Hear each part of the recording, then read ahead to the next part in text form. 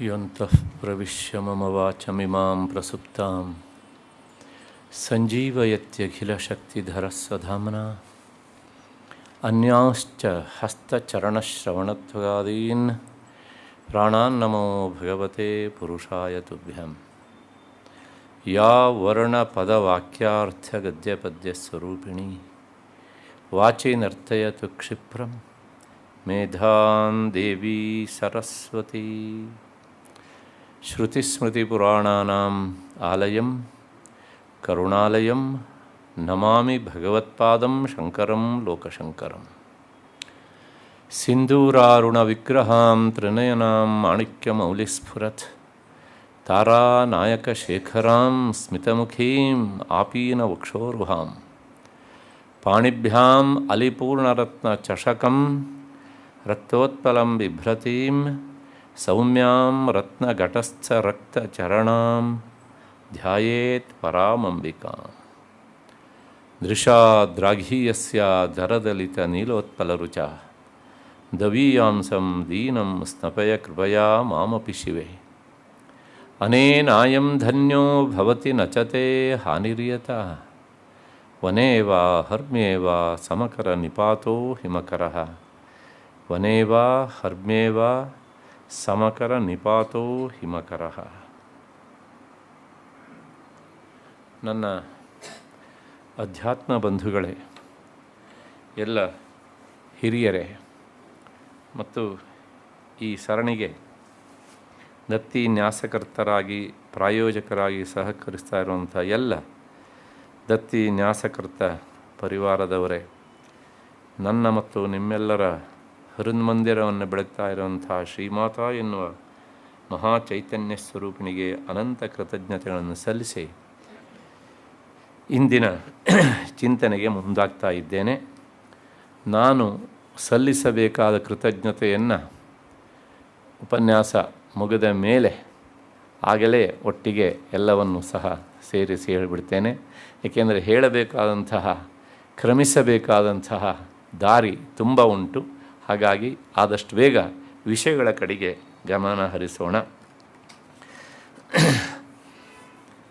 ನಿನ್ನೆ ದಿವಸ ನಾವು ದಕ್ಷಾಧ್ವರ ವಿನಿರ್ಭೇದ ಸಾಧನಾಯೈ ನಮೋ ನಮಃ ಎನ್ನುವಂತಹ ಈ 75ನೇ ನಾಮದವರೆಗೆ ನೋಡಿದ್ದೇವೆ. ಆ ಸಂದರ್ಭದಲ್ಲಿ ನಾನು ಒಂದು ಮಾತನ್ನು ಹೇಳಿದ್ದೆ. ಆ ದಕ್ಷನ ಯಾಗದ ಸಂದರ್ಭದಲ್ಲಿ ಏನಾಯಿತು ಅಂತ ಅದನ್ನು ಹೇಳುವಂಥ ಒಂದು ನಾಮವೇ ಇಲ್ಲುಂಟು, ಪಂಚಾಶತ್ ಪೀಠರೂಪಿಣಿ ಅಂತ. ಪಂಚಾಶತ್ ಅಂತಿದ್ರೂ ಸಹ ಸುಮಾರಾಗಿ 52 ಶಕ್ತಿಪೀಠಗಳನ್ನು ನಮ್ಮಲ್ಲಿ ಗುರುತಿಸಲಾಗಿದೆ. ಅದನ್ನು ನನ್ನ ಈ ಲಲಿತಾನಾಮ ವೈಭವ ಪುಸ್ತಕದಲ್ಲಿ 3ನೇ ವಾಲ್ಯೂಮಲ್ಲಿ ಹಾಕಿದ್ದೇನೆ. ಆಸಕ್ತರು ಅದನ್ನು ನೋಡಿಕೊಳ್ಳಬಹುದು. ನಮ್ಮ ದೇಶದ ಹರವು ಎಷ್ಟಿತ್ತು ಅನ್ನೋದು ಸಹ ಅದರಿಂದ ಗೊತ್ತಾಗತ್ತೆ. ಅಷ್ಟು ಹಿನ್ನೆಲೆಯಲ್ಲಿ ಮುಂದಿನ ನಾಮ ಶ್ರೀನಾಥ ಸೋದರೀಭೂತ ಶೋಭಿತಾಯೈ ನಮೋ ನಮಃ ಅಂತ. ಶ್ರೀನಾಥ, ಶ್ರೀ ಅಂದರೆ ಲಕ್ಷ್ಮಿ, ಆಕೆಯ ನಾಥ ಅಂದರೆ ಪತಿ, ಅಂದರೆ ವಿಷ್ಣು ಅಂತ ಅರ್ಥ ಆಯಿತು ಅಲ್ಲಿಗೆ. ಅವನಿಗೆ ಸೋದರಿ ಆದವಳು, ಅವಳಿಗೆ ನಮಸ್ಕಾರ ಅಂತ. ವಿಷ್ಣುವಿಗೆ ಸೋದರಿ ಆದವಳು, ಸೋದರಿ ಅನ್ನೋದಕ್ಕೆ ಅರ್ಥ ಒಂದೇ ಹೊಟ್ಟೆಯಲ್ಲಿ ಹುಟ್ಟಿದವರು ಅಂತ. ಹಾಗಾಗಿ ವಿಷ್ಣೋ ಸಹೋದರಿ ಏಕೋದರ ಭವ ಅನ್ನೋದೇ ವ್ಯಾಖ್ಯಾನ. ಅದಕ್ಕೆ ಭಗಿನಿ ಅನ್ನೋದು ಈ ನಾಮದ ವಿವರಣೆ. ಹಾಗಾಗಿ ಏಕೋದರ ಭವ. ಆದರೆ ಇಲ್ಲೊಂದು ಪ್ರಶ್ನೆ ಹೇಳುತ್ತೆ ನಮಗೆ, ಜಗನ್ಮಾತೆ ಯಾವಾಗ ವಿಷ್ಣುವಿನ ಸಹೋದರಿ ಆಗಿದ್ದಳು ಅನ್ನೋದೊಂದು ಪ್ರಶ್ನೆ. ಅದಕ್ಕೆ ಬ್ರಹ್ಮಾಂಡ ಪುರಾಣ ಇತ್ಯಾದಿ ಪುರಾಣಗಳು ಹೇಳ್ತವೆ, ಹಿಮವಂತನ ಮಗಳಾದಂಥ ಪಾರ್ವತಿಯೇ ಮುಂದೆ ದ್ವಾಪರೆಯಲ್ಲಿ ಆಕೆ ದೇವಕಿಯಲ್ಲಿ ಪ್ರಕಟಳಾದಳು ಅಂತ, ವಸುದೇವನ ಮಗಳಾಗಿ ಬಂದಳು ಅಂತ. ಹಾಗಾಗಿ ಅವಳು ಆ ಏಕೋದರ ಭವರಾದರು ಅನ್ನುವಂಥದ್ದು ಅವರು ಕೊಡುವ ಸಮಾಧಾನ. ಆದರೆ ನನಗೇನೇ ಇದ್ರ ಬಗ್ಗೆ ವಾಸ್ತವಿಕವಾಗಿ ಒಂದು ಸಣ್ಣ ತೊಡಕುಂಟು. ನನಗುಂಟು ನನ್ನ ಸಂಶಯ ಇದು. ನಿಮಗೂ ಗೊತ್ತು ಆ ಸಂಶಯ. ಏಕೋದರ ಭವ ಅಂದರೆ ಒಂದೇ ಉದರದಿಂದ ಹುಟ್ಟಿದವರು ಅಂತ ಅರ್ಥ. ನಿಮಗೆ ಗೊತ್ತು, ವಿಷ್ಣುವಿನ ಅಂಶ ಸಂಜಾತನಾದವನು ಕೃಷ್ಣ. ಹಾಗಾಗಿ ಕೃಷ್ಣನ ಸಹೋದರಿ ಅಂತ ಹೇಳಬೇಕು ತಾತ್ಪರ್ಯ ಇದಕ್ಕೆ. ಹಾಗೆ ಹೇಳೋದಕ್ಕೆ ತೊಡಕೆ ಏನು ಅಂದರೆ, ಕೃಷ್ಣ ಒಂದು ತಾಯಿಯ ಒಬ್ಬನೇ ಮಗ, ಕತೆ ಗೊತ್ತಲ್ವ ನಿಮಗೆ. ಹಾಗಾಗಿ ಅವನಿಗೆ ಅಕ್ಕನೂ ಇಲ್ಲ, ತಂಗಿಯೂ ಇಲ್ಲ. ಹಾಗಿದ್ರೆ ಅಲ್ಲ ಸುಭದ್ರ ಇದ್ದಾಳಲ್ಲ ಅಂತಂದರೆ, ಸುಭದ್ರೆ ನೇರವಾಗಿ ದೇವಕಿಯಲ್ಲಿ ಸಂಜಾತಳಾದ ಸಂತತಿ ಅಲ್ಲ. ಹೋಗಲಿ, ಯಶೋದೆಯಲ್ಲಿ ಹುಟ್ಟಿದ್ದಾಳೋ ಯಶೋದೆಯ ಮಗಳು ಅಲ್ಲ. ಹಾಗಿದ್ರೆ ಅವಳು ಯಾರು ಅಂತಂದರೆ, ವಸುದೇವನಿಗೆ 13 ಜನ ಪತ್ನಿಯರು. ಆ 13ರಲ್ಲಿ ಹಿರಿಯಳು ಮೊದಲನೆಯವಳು ರೋಹಿಣಿ. ರೋಹಿಣಿಗೆ ಅನೇಕ ಜನ ಗಂಡು ಮಕ್ಕಳು, ಹಿರಿಯವನು ಬಲರಾಮ, ಒಂದು ಹೆಣ್ಣು ಕೂಸು, ಅವಳೇ ಸುಭದ್ರೆ. ಅಲ್ಲಿಗೆ ಸುಭದ್ರೆ ಏಕೋದರ ಭವ ಅಂತ ಹೇಳಲಿಕ್ಕೆ ಆಗೋದಿಲ್ಲ. ಯಾಕೆಂದರೆ ಸುಭದ್ರೆ ಹುಟ್ಟಿದ ಯಾರ ಉದರದ ಮೂಲಕ? ರೋಹಿಣಿಯ ಮೂಲಕ. ಕೃಷ್ಣ ಪ್ರಕಟನಾದದು ದೇವಕಿಯ ಮೂಲಕ. ಏಕೋದರ ಭವ ಹೇಗೆ ಅನ್ನೋದು ಒಂದು ದೊಡ್ಡ ಗೊಂದಲ ಇಲ್ಲಿ. ಆಮೇಲೆ ನಾನು ಸುಮಾರೆಲ್ಲ ಅದಕ್ಕೆ ಜಾಲಾಡಿ ಒಂದು ಸಮಾಧಾನವನ್ನು ಕಂಡು ಹಿಡ್ಕೊಂಡಿದ್ದೇನೆ. ಇಲ್ಲಿ ಏಕೋದರ ಭವ ಅಂದರೆ ನಾವು ತಾಯಿಯ ಕಡೆಯ ಭಾಗವನ್ನು ಬಿಟ್ಟು ಏನು ಅಂದರೆ ಒಂದೇ ತಾಯಿಯ ಮಕ್ಕಳು ಅಥವಾ ಒಂದೇ ತಂದೆಯ ಮಕ್ಕಳು ಅಂತ ಲಕ್ಷಣೆಯಿಂದ ಅರ್ಥ ಹೇಳಬೇಕು. ಆಗ ತಂದೆ ಸಮಾನ ಆಗ್ತಾನಲ್ಲ ವಸುದೇವ, ಹಾಗಾಗಿ ಒಂದೇ ತಂದೆಯ ಮಕ್ಕಳು, ಅದು ಒಂದು ಸಮಾಧಾನ. ಎರಡನೇದೇನು ಅಂದರೆ, ಬಲರಾಮನೂ ಸಹ ವಿಷ್ಣುವಿನ ಅಂಶವೇ, ಆ ಅಂಶಕ್ಕೆ ಮೂಲನಾದವನು ಕೃಷ್ಣ. ಹಾಗಾಗಿ ಬಲರಾಮನ ಸೋದರಿ ಆದದ್ರಿಂದಲೇ ಪರ್ಯಾಯವಾಗಿ ಅವಳು ವಿಷ್ಣು ರೂಪನಾದಂತಹ, ವಿಷ್ಣು ಅವತಾರಿಯೇ ಆದಂತಹ ಕೃಷ್ಣನಿಗೂ ಸಹ ಏನಾದಳು? ಸೋದರಿ ಆದಳು ಅಂತ. ಹೀಗೆ ದೂರದ ಅರ್ಥವನ್ನು ಇಟ್ಕೊಂಡು ಅದಕ್ಕೆ ನಾವು ಸಮಜಾಶಿಯನ್ನು ಕೊಟ್ಕೊಳ್ಬೇಕಾಗ್ತದೆ. ಹಾಗಿಲ್ಲದೆ ಇದ್ದರೆ ಯಾರಾದರೂ ಪ್ರಶ್ನೆ ಕೇಳಿಬಿಟ್ರೆ ನಾವು ಮೇಲೆ ಕೆಳಗೆ ನೋಡಬೇಕಾಗತ್ತೆ. ಇದು ನಮ್ಗೆ ಗೊತ್ತಿರಬೇಕು. ಲಲಿತಾ ಸಹಸ್ರನಾಮದಲ್ಲಿ ಪದ್ಮನಾಭ ಸಹೋದರಿ ಅಂತ ಉಂಟು. ಇಲ್ಲಿ ಶ್ರೀನಾಥ ಸೋದರೀಭೂತ ಶೋಭಿತಾಯೇ ನಮೋ ನಮಃ, ವಿಷ್ಣುವಿನ ಸೋದರಿಯಾಗಿ ಶೋಭಿಸುವವಳು ಅನ್ನೋದು ಅದಕ್ಕೆ ಅರ್ಥ.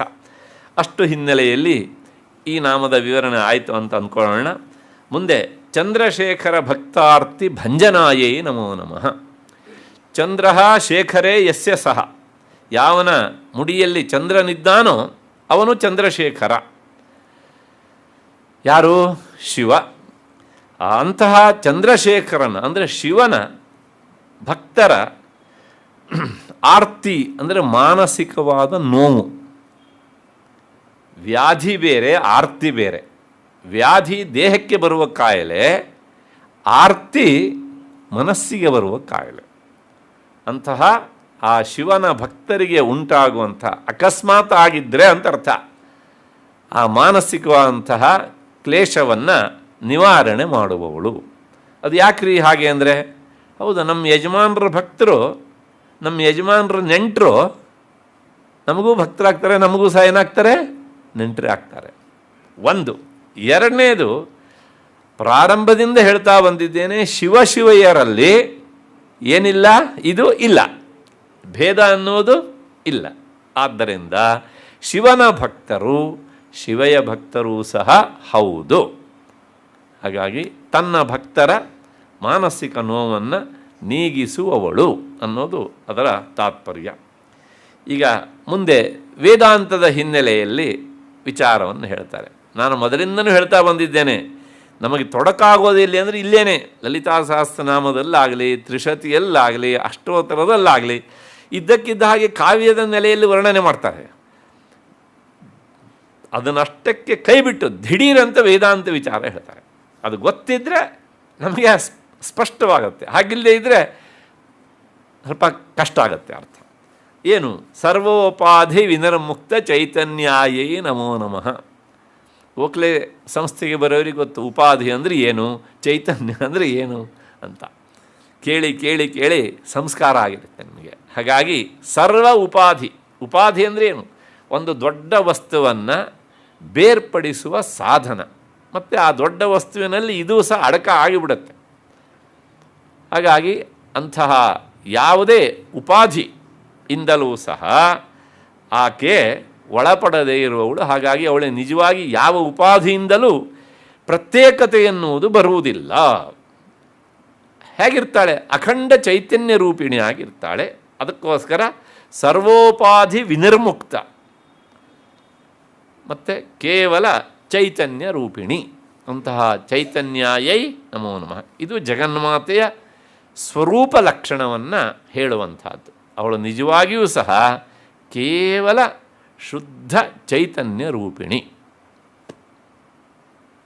ಆದರೆ ಈ ಚೈತನ್ಯ ರೂಪದಿಂದ ಆರಾಧಿಸುವುದು 100ಕ್ಕೆ 98ರಷ್ಟು ಜನರಿಗೆ ತುಂಬ ಕಷ್ಟ.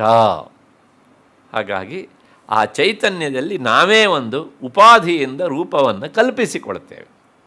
ಆದರೆ ಅದು ಸತ್ಯ ಅಲ್ಲ. ಅದಕ್ಕೋಸ್ಕರ ಆ ಸತ್ಯಸ್ಥಿತಿ ಏನು ಅಂದರೆ, ಯಾವ ಉಪಾಧಿಯಿಂದ ನಾವು ಆಕೆಗೆ ಒಂದು ರೂಪವನ್ನು ಕಲ್ಪಿಸಿಕೊಂಡಿದ್ದೇವೋ ಆ ರೂಪ ಅದು ಕೇವಲ ಉಪಾಧಿಯಿಂದ ಆದದ್ದು. ಉಪಾಧಿಯೇ ಇಲ್ಲ ಅಂತಾದಮೇಲೆ ಅವಳಿಗೆ ನಿಜವಾದಂಥ ಸಗುಣ ರೂಪವೇ ಇಲ್ಲ. ಅಷ್ಟು ಹಿನ್ನೆಲೆಯಲ್ಲಿ ಅಂತಹ ಚೈತನ್ಯ ರೂಪಿಣಿಗೆ ನಮನಗಳು ಅಂತ. ಸರಿ, ಇಂತಹ ಜಗನ್ಮಾತೆ ಸಗುಣ ರೂಪದಲ್ಲಿ ಬಂದಾಗ ಅವಳು ಯಾವುದರಿಂದ ತೃಪ್ತಿ ಪಡ್ತಾಳೆ ಅನ್ನೋದು ದೊಡ್ಡ ಪ್ರಶ್ನೆ. ಅಂದರೆ ಚಂಡಿಕಾ ಯಾಗ ಮಾಡಿದರೆ ತೃಪ್ತಿ ಆಗತ್ತಾ? ಇಲ್ಲ. ಅಥವಾ ಯಾವುದಾದ್ರು ತನ್ನಲ್ಲಿರುವ ದುಡ್ಡನ್ನೆಲ್ಲ ಸೂರೆಗೈದು ಅವಳಿಗೆ ಕವಚ ಹಾಕಿದರೆ, ಸೀರೆ ಉಡಿಸಿದರೆ ಸಂತೃಪ್ತಿ ಆಗತ್ತಾ? ಅಥವಾ ಲಾರಿ ಹಣ್ಣುಗಳನ್ನು ತಂದು ನೈವೇದ್ಯ ಮಾಡಿದರೆ, ಕೇಸರಿಯ ಪರಮಾನ್ನ ಮಾಡಿದರೆ ತೃಪ್ತಿ ಆಗತ್ತಾ? ಆಗೋದಿಲ್ಲ ಅಂತ ಹೇಳಲಿಕ್ಕಾಗೋದಿಲ್ಲ. ಆಗಬಹುದು. ಅದು ಇದೆಲ್ಲಕ್ಕಿಂತ ಅವಳಿಗೆ ಪ್ರೀತಿ ಆಗೋದು ಯಾವುದು ಅನ್ನೋದನ್ನು ಮುಂದಿನ ನಾಮ ಹೇಳುತ್ತೆ. ನಾಮಪಾರಾಯಣಾಭೀಷ್ಟ ಫಲದಾಯೈ ನಮೋ ನಮಃ. ಜಗನ್ಮಾತೆ ಇಷ್ಟಪಡುವುದು ಅವಳ ನಾಮವನ್ನು ಪಾರಾಯಣ ಮಾಡಬೇಕು. ಅವರಿಗೆ ಇಷ್ಟ ಫಲದಾಯೈ ನಮಃ. ನೀವು ನೈವೇದ್ಯ ಮಾಡ್ತೀರೋ ಬಿಡ್ತೀರೋ ಅದು ನಿಮಗೆ ಸಂಬಂಧಪಟ್ಟಿದ್ದು. ಆದರೆ ಅವಳು ನೋಡುವುದು ತನ್ನ ನಾಮಪಾರಾಯಣವನ್ನು ಇವರು ಹೇಗೆ ಮಾಡ್ತಾರೆ, ಎಷ್ಟು ಮಾಡ್ತಾರೆ ಅನ್ನೋದು. ಇದರ ಮಧ್ಯದಲ್ಲಿ ಒಂದು ವಿಷಯ ಹೇಳಬೇಕು ನಾನು. ಇವತ್ತು ನಾವು ನಾಮಪಾರಾಯಣ ಅಂದರೆ ಲಲಿತಾ ಸಹಸ್ರನಾಮ ಪಾರಾಯಣ ಮಾಡ್ತೇವೆ, ತ್ರಿಶತಿ ಮಾಡ್ತೇವೆ, ಸ್ತೋತ್ರ ಹೇಳ್ತೇವೆ ಅಥವಾ ಅಷ್ಟೋತ್ತರವನ್ನು ಹೇಳ್ತೇವೆ. ಆದರೆ ಈ ಗ್ರಂಥಗಳೆಲ್ಲ ರಚನೆ ಮಾಡುವಾಗ ನಮ್ಮ ದೇಶದಲ್ಲಿ ನಾಮಪಾರಾಯಣ ಹೇಗಿತ್ತು ಅಂತ ಕೇಳಿದರೆ ನಿಮಗೆ ಮೈ ರೋಮಾಂಚನ ಆಗಿಬಿಡ್ತದೆ. ಅವಳು ಸರ್ವವರ್ಣ ರೂಪಿಣಿ ಅಲ್ವಾ, ಹೇಳ್ತಾ ಬಂದಿದ್ದೇನೆ. ಆ ವರ್ಣರೂಪದಿಂದಲೇ ಅವಳ ನಾಮವನ್ನು ಪ್ರಾರಂಭ ಮಾಡಬೇಕು. ಅಂದರೆ ಉದಾಹರಣೆ ನೋಡಿ, ಅ ಉಂಟು, ಅ ಅದಾದಮೇಲೆ ಒಂದು ವ್ಯಂಜನ ಕ, ಅ ಕ ಇ. ಈ ಅ ಕ ಇ ಅನ್ನುವುದು ಅವಳ ಒಂದು ನಾಮ. ಅದಾದಮೇಲೆ ನೆಕ್ಸ್ಟು ಅ ಖ ಇ. ಮೊದಲು ಹೇಳೋದು ಅಲ್ಪ ಪ್ರಾಣ ಕಕಾರ, ಅದಾದಮೇಲೆ ಮಹಾಪ್ರಾಣ, ನೆಕ್ಸ್ಟ್ ಅ ಗ ಇ, ಅ ಘ ಇ, ಅ ङ ಇ. ಈಗ 5 ನಾಮ ಆಯಿತು. ಎಷ್ಟಾಗತ್ತೆ ಗೊತ್ತಾ ಇಂಥ ನಾಮ? 36,000 ಚಿಲ್ಲರೆ ಆಗುತ್ತೆ ಇದು.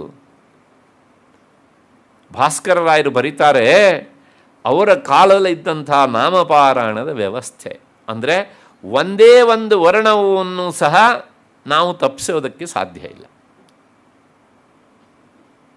ಆದರೆ ಕೊನೆಗೆ ಏನಾಯಿತು ಅಂದರೆ ಅತ್ಯಂತ ಜಟಿಲ ಇದೆ. ಯಾಕೆಂದ್ರೆ ನೆನ್ಪಿಟ್ಕೊಳ್ಬೇಕಲ್ಲ, ನೀವು ಪುಸ್ತಕದಲ್ಲಿ ಬರಿಬೇಕಿದ್ರೆ ಎಷ್ಟೋ ವ್ಯತ್ಯಾಸ ಆಗಿಬಿಡ್ತದೆ.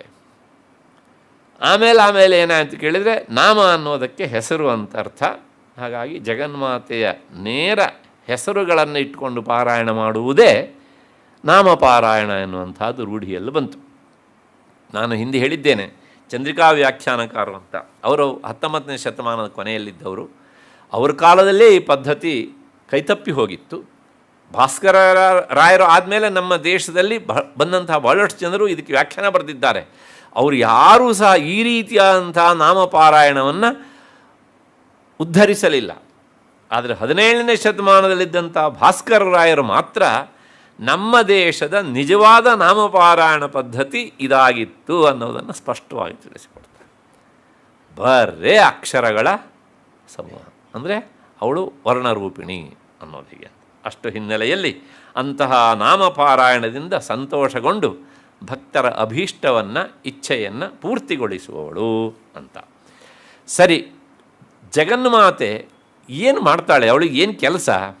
ಅಂತಂದರೆ ಸೃಷ್ಟಿ ಸ್ಥಿತಿ ತಿರೋಧಾನ ಸಂಕಲ್ಪಾಯೈ ನಮೋ ನಮಃ. ತನ್ನ ಸಂಕಲ್ಪ ಮಾತ್ರದಿಂದಲೇ ಸೃಷ್ಟಿ ಸ್ಥಿತಿ ತಿರೋಧಾನ ಅಂದರೆ ಸೃಷ್ಟಿ ಸ್ಥಿತಿ ಲಯ ಇದನ್ನು ಮಾಡುವವಳು. ಅದನ್ನು ನೇರವಾಗಿ ಅವಳು ಮಾಡ್ತಾಳೋ ಅಥವಾ ತನ್ನದೇ ಆದಂಥ ಪುರುಷ ಶಕ್ತಿಯಾದಂಥ ಬ್ರಹ್ಮ ವಿಷ್ಣು ಮಹೇಶ್ವರ ಇವರ ಮೂಲಕ ಮಾಡಿಸ್ತಾಳೋ ಏನಿದ್ರೂ ಸಹ ಅದರ ಒಡತಿ ಅವಳೇ ಮಾಡಿದರೂ ಅಥವಾ ಇವರ ಮೂಲಕ ಮಾಡಿಸಿದ್ರೂ ಸಹ ಆ ಕ್ರೆಡಿಟ್ ಯಾರಿಗೆ ಬರಬೇಕು? ಜಗನ್ಮಾತೆ. ಮೊನ್ನೆ ಹೇಳಿದ್ದೇನೆ, ಇದನ್ನು ಹೇಗೆ ಮಾಡ್ತಾರೆ ಕೇಳಿದರೆ, ಬ್ರಹ್ಮ ಕೈ ಬೊಗಸೆ ಮಾಡ್ಕೊಂಡು ಕಾಯ್ತಾ ಇರ್ತಾನಂತೆ ಎಷ್ಟೊತ್ತಿಗೆ ಸೃಷ್ಟಿ ಮಾಡಬೇಕು ಅಂತ.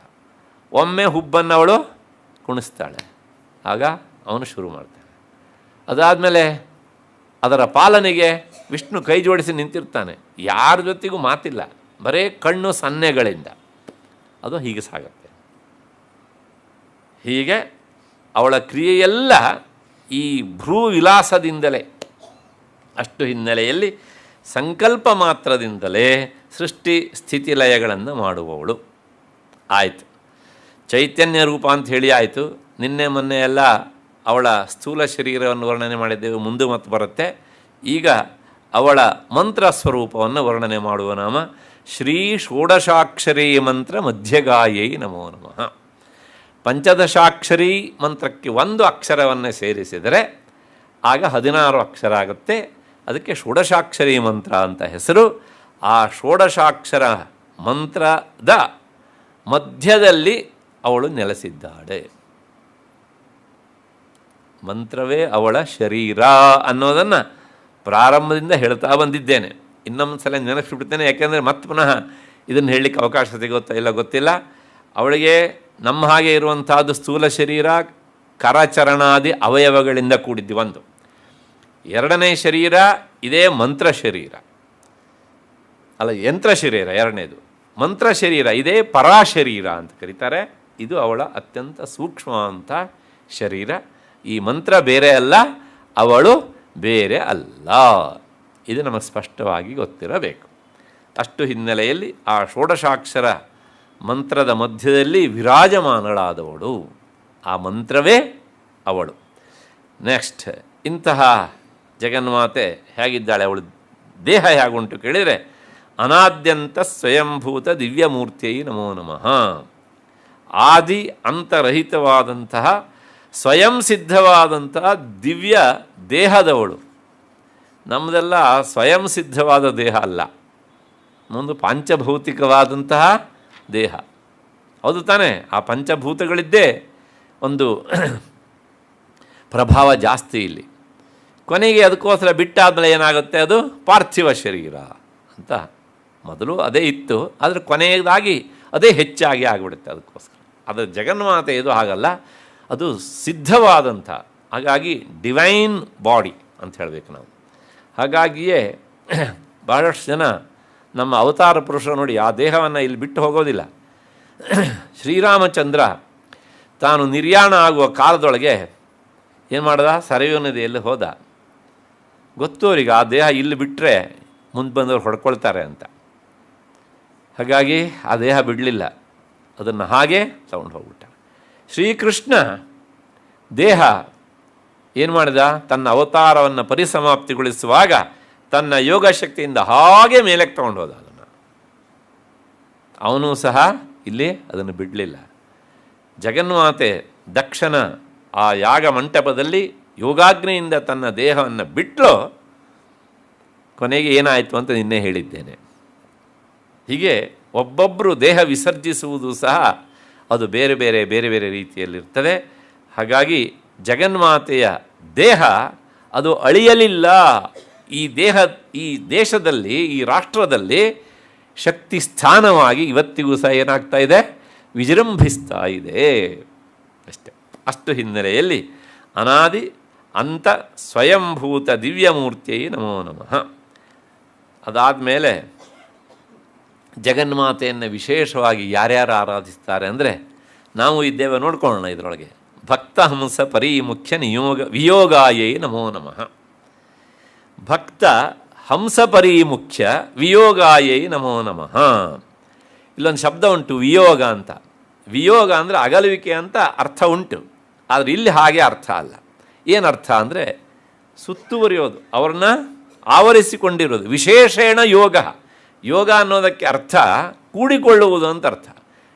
ವಿಯೋಗ ಅಂದರೆ ವಿಶೇಷೇಣ ಯೋಗ ಅಂದರೆ ಆಕೆಯನ್ನು ಬಿಡದೆ ಉಪಾಸಿಸುವವರು. ಯಾರು ಅಂದರೆ ಒಂದು ಭಕ್ತರು, ಮುಗ್ಧರಿರ್ಬೋದು, ಜ್ಞಾನಿಗಳಿರ್ಬೋದು. ಎರಡನೇದು ಹಂಸ ಪರಿಮುಖ್ಯ. ಹಂಸ ಪರಿಮುಖ್ಯ ಅಂದರೆ ತುರಿಯಾಶ್ರಮದಲ್ಲಿ ನಿಂತು ಸಾಧನೆ ಮಾಡುವಂತಹ ಸನ್ಯಾಸಿಗಳು. ಅವರು ಸಹ ಶ್ರೀಚಕ್ರ ಉಪಾಸನೆ ಮಾಡ್ತಾರೆ ತಾನೇ, ನಮಗಿಂತ ಹೆಚ್ಚಿಗೆ ಅವರೇ ಮಾಡೋರು. ಆದ್ದರಿಂದ ಭಕ್ತ ಹಂಸ ಪರಿಮುಖ್ಯ ವಿಯೋಗಾಯೇ ನಮಃ. ಭಕ್ತರಿಂದಲೂ ಪರಮಹಂಸ ಮುಖ್ಯರಿಂದಲೂ ವಿಶೇಷವಾಗಿ ಆವೃತಳಾದವಳು, ಆಕೆಯನ್ನು ಅವರು ಬಿಡುವುದಿಲ್ಲ ಅಂತ. ಅದಾದಮೇಲೆ 84ನೇ ನಾಮ ಮಾತೃಮಂಡಲ ಸಂಯುಕ್ತ ಲಲಿತಾಯೇ ನಮೋ ನಮಃ.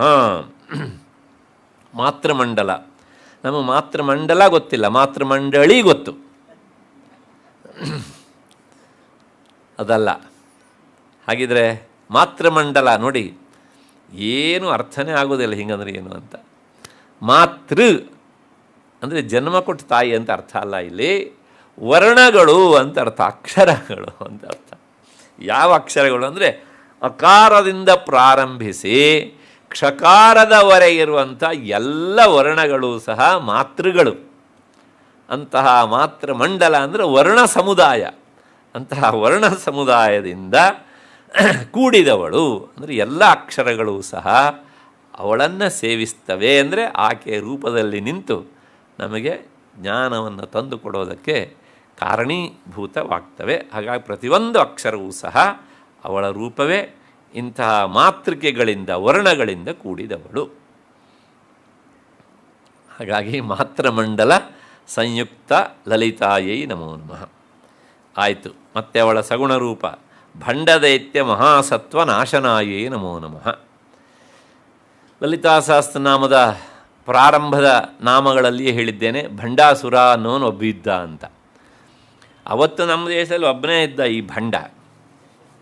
ಇವತ್ತು ಎಲ್ಲ ಪಕ್ಷದಲ್ಲೂ ಭಂಡ್ರೆ ಅಲ್ವಾ. ಹಾಗಾಗಿ ಇಂತಹ ಭಂಡ ದೈತ್ಯ, ದೈತ್ಯ ಅಂದರೆ ಗೊತ್ತಲ್ಲ, ಮತ್ತೆ ದಾನವ ದೈತ್ಯರು ಅವರೆಲ್ಲ ಕಶ್ಯಪರ ಮಕ್ಕಳು, ಆ ಗುಂಪಲ್ಲಿ ಬಂದವನು. ಭಂಡಾಸುರ ಎನ್ನುವಂತಹ ಮಹಾದೈತ್ಯನನ್ನು ನಾಶ ಮಾಡಿದವಳು. ಇವನ ಬಗ್ಗೆ ಹೇಳಿದ್ದೇನೆ ನಾನು. ವಾಸ್ತವಿಕವಾಗಿ ಇವನು ಮನ್ಮಥನ ಎರಡನೆಯ ಶರೀರಧಾರಿ. ಶಿವ ಮನ್ಮಥನನ್ನು ದಹಿಸಿ ಆದಮೇಲೆ ಅಲ್ಲಿ ಆ ಬೂದಿ ರಾಶಿ ಇತ್ತು. ಶಿವನ ಗಣದಲ್ಲಿ ಒಬ್ಬನ ಅಂಥ ಚಿತ್ರಕರ್ಮ ಅನ್ನೋನು ಒಂದು ವಿಚಿತ್ರ ಕರ್ಮ ಮಾಡಿದ. ಆ ಬೂದಿಗಳನ್ನೆಲ್ಲ ಸಂಗ್ರಹಿಸಿ ಏನೋ ಒಂದು ಮಂತ್ರವನ್ನು ಜಪಿಸಿಬಿಟ್ಟ ಶಿವನ ಗಣದವನು. ಆಮೇಲೆ ಏನಾಯಿತು, ಜೀವ ಬಂದ್ಬಿಡ್ತು ಅದಕ್ಕೆ. ಅವನು ಎದ್ದವನು ತಡ ಮಾಡಲಿಲ್ಲ, ಶತರುದ್ರದಿಂದ ಶಿವನನ್ನು ಸ್ತುತಿ ಮಾಡಿದ. ಶಿವನಿಗೆ ಭಾಳ ಸಂತೋಷ ಆಗೋಯಿತು. ತಾನು ಇವನನ್ನು ಸಾಯಿಸಿದ್ದೇನೆ ಅನ್ನೋ ತಕ್ಷಣ ಮರೆತುಬಿಟ್ಟ. ಅಷ್ಟು ಭಕ್ತ ಪರಾಧೀನತೆ. ನನಗೆ ಒಳ್ಳೇದಾಗಲಪ್ಪ, ಬಹಳ ಕಾಲ ರಾಜ್ಯಭಾರ ಮಾಡುವಂದ. ಅಯ್ಯೋ ಗ್ರಹಚಾರ ಹಿಂಗಾಗೋಯ್ತಲ್ಲಪ್ಪ ಅಂತ ಹಿಂದ್ಗಡೆ ಇದ್ದಂಥ ಬ್ರಹ್ಮ ತನ್ನ ಸೃಷ್ಟಿ ದಂಡ ತಗೊಂಡು 3 ಸಲ ಬಡ್ದಂತೆ. ಧಂಡ್ ಧಂಡ್ ಧಂಡ್ ಅಂತ, ಅಂದರೆ ಭಂಡ್ ಅಂತ. ಹಾಗಾಗಿ ಏನಾಯಿತು, ಅವನ ಹೆಸರು ಭಂಡಾಸುರ ಅಂತಲೇ ಆಗೋಯ್ತು. ಆಮೇಲೆ ಮೊದಲು ಶಿವ ಅವನನ್ನು ಮುಗಿಸಿದ್ದ, ಮತ್ತು ಪುನಃ ಜಗನ್ಮಾತೆಯನ್ನು ಆತ ಆರಾಧಿಸಿದ. ಅವಳ ಅನುಗ್ರಹದಿಂದ ಚಿಗುರುಕೊಂಡ. ಕೊನೆಗೆ ಇವನು ಉಪಟಳ ಜಾಸ್ತಿ ಆದಾಗ ಅವಳೇ ಸಭಂಡಾಸುರ ಸೈನಿಕ, ಅವನ ಸೈನ್ಯ, ಅವನ ಪಟ್ಟಣ ಸಹಿತವಾಗಿ ಮುಗಿಸಿದಳು. ಯಾವ ಅಸ್ತ್ರದಿಂದ ಅಂದರೆ ಪಾಶುಪತಾಸ್ತ್ರದಿಂದ ಅಂತ ಲಲಿತಾ ಸಹಸ್ರನಾಮದಲ್ಲಿಯೇ ಬರುವಂತಹದ್ದು. ಹಾಗಾಗಿ ಭಂಡದೈತ್ಯ ಮಹಾಸತ್ವ ನಾಶನಾಯೈ ನಮೋ ನಮಃ. ಭಂಡಾಸುರನೆನ್ನುವಂತಹ ಆ ಮಹಾದೈತ್ಯನನ್ನು ನಾಶ ಮಾಡಿದವಳು. ಮತ್ತಷ್ಟೇ ಅಲ್ಲ, ಹೇಗೆ ನಾಶ ಮಾಡಿದ್ಲು ಅಂದರೆ ಈ 2 ನಾಮವು ಅವನಿಗೆ ಸಂಬಂಧಪಟ್ಟಿದ್ದು. ಕ್ರೂರ ಭಂಡ ಶಿರಚ್ಛೇದ ನಿಪುಣಾಯೈ ನಮೋ ನಮಃ. ಆ ಕ್ರೂರಿಯ ಅಂಥ ಭಂಡಾಸುರನ ತಲೆಯನ್ನು ಶಿರಚ್ಛೇದನ ಮಾಡಿ ಅವನನ್ನು ಸಾಯಿಸಿದ್ದಾಳೆ. ಅಷ್ಟಾದ ಮೇಲೆ ಮುಂದಿನ ನಾಮ ಧಾತ್ರಚ್ಯುತ ಸುರಾಧೀಶ ಸುಖದಾಯೈ ನಮೋ ನಮಃ. ಧಾತೃ ಅಂದರೆ ಬ್ರಹ್ಮ, ಅಚ್ಯುತ ವಿಷ್ಣು, ಸುರಾಧೀಶ ದೇವೇಂದ್ರ ಅಂದರೆ ಬ್ರಹ್ಮ, ವಿಷ್ಣು ಮತ್ತು ದೇವೇಂದ್ರಾದಿಗಳಿಗೆಲ್ಲರಿಗೂ ಸಹ ಸುಖದಾಯೈ ಸುಖವನ್ನು ನೀಡುವವಳು ಅಂತ ಅರ್ಥ. ನಾವು ವಿಷ್ಣುವನ್ನು ಆರಾಧಿಸಿಯೋ ಇಂದ್ರನನ್ನು ಆರಾಧಿಸಿಯೋ ಸುಖವನ್ನು ಬೇಡಿದರೆ ಅವರು ಕೊಡುವ ಸುಖ ನಿಜವಾಗಿಯೂ ಸಹ ಅದು ಅವರಿದ್ದಲ್ಲ. ಆ ಸುಖ ಅವರು ಜಗನ್ಮಾತೆ ಹತ್ರ ಸಾಲ ತಂದದ್ದು. ಆ ಸುಖಕ್ಕಾಗಿ ಅವರೂ ಸಹ ಜಗನ್ಮಾತೆಯನ್ನು ಆರಾಧಿಸ್ತಾರೆ. ನಾವು ಅವರನ್ನು ಆರಾಧಿಸಿದರೆ ಏನಾದಂಗಾಯಿತು? ಅಲ್ಲಿಗೆ ಒಬ್ಬ ಭಿಕ್ಷುಕ ಇನ್ನೊಬ್ಬ ಭಿಕ್ಷುಕನನ್ನು ಬೇಡದಂಗಾಯಿತು ಅಲ್ವಾ? ವಿಷ್ಣುವಿನ ಆರಾಧನೆ ಮಾಡೋದು ತಪ್ಪು ಅಂತ ನಾನು ಹೇಳ್ತಾ ಇಲ್ಲ, ಅಥವಾ ಇಂದ್ರನನ್ನು ಆರಾಧಿಸಿ ಆಹುತಿ ಕೊಡೋದು ತಪ್ಪು ಅಂತ ನಾನು ಹೇಳ್ತಾ ಇಲ್ಲ. ಅದರ ಶಕ್ತಿ ಪಾರಮ್ಯವನ್ನು ಹೇಳುವಂಥ ಈ ಗ್ರಂಥದಲ್ಲಿ ಇವರೆಲ್ಲರಿಗೂ ಸಹ ಒಂದು ಶಕ್ತಿ ಎಂದು ಬಂದದ್ದಿದ್ದರೆ ಅದು ಯಾರ ಮೂಲಕ ಬಂದದ್ದು? ಜಗನ್ಮಾತೆ. ಹಾಗೆ ಅಲ್ಲಿ ಇವರನ್ನು ಕೇಳುವುದಕ್ಕಿಂತ ಅವಳನ್ನೇ ಕೇಳಿಬಿಟ್ರೆ ಸುಪ್ರೀಂ ಕೋರ್ಟ್ ಅಷ್ಟೇ ಮುಗಿದೋಯ್ತು ಅಲ್ವಾ? ಹಾಗಾಗಿ ಧಾತ್ರಚ್ಯುತ ಸುರಾಧೀಶ ಸುಖದಾಯೈ ನಮೋ ನಮಃ. ನಾನು ಹೇಳಿದಂಥ ಈ ಅಭಿಪ್ರಾಯ ನಂದಲ್ಲ, ನೆನ್ಪಿಟ್ಕೊಳ್ಳಿ. ಲಲಿತಾ ಸಹಸ್ರನಾಮದಲ್ಲೇ ಹರಿಬ್ರಹ್ಮೇಂದ್ರ ಸೇವಿತಾ ಅಂತ ಒಂದು ನಾಮ ಉಂಟು.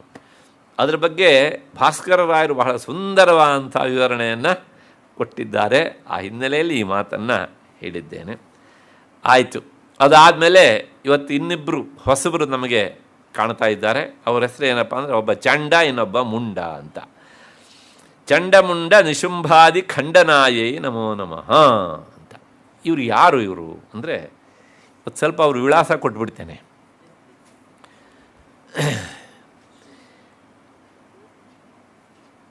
ಸಪ್ತಶತಿ ಮುಂದೆ ಬರುತ್ತೆ, ಅದು ಅದರೊಳಗೆ 3ನೇ ಚರಿತ್ರೆ ಅಂತ ಒಂದು ಬರುತ್ತೆ. ಆ 3ನೇ ಚರಿತ್ರೆಯಲ್ಲಿ ಜಗನ್ಮಾತೆ, ಅಲ್ಲಿ ವಿಶೇಷವಾಗಿ ತಾಯಿಗೆ ಚಂಡಿಕಾ ಅಂತಲೇ ಹೆಸರು. ಅವಳು ಯಾರನ್ನು? ಶುಂಭ ಮತ್ತು ನಿಶುಂಭ, ಒಳ್ಳೊಳ್ಳೆ ಹೆಸರು ನೋಡಿ.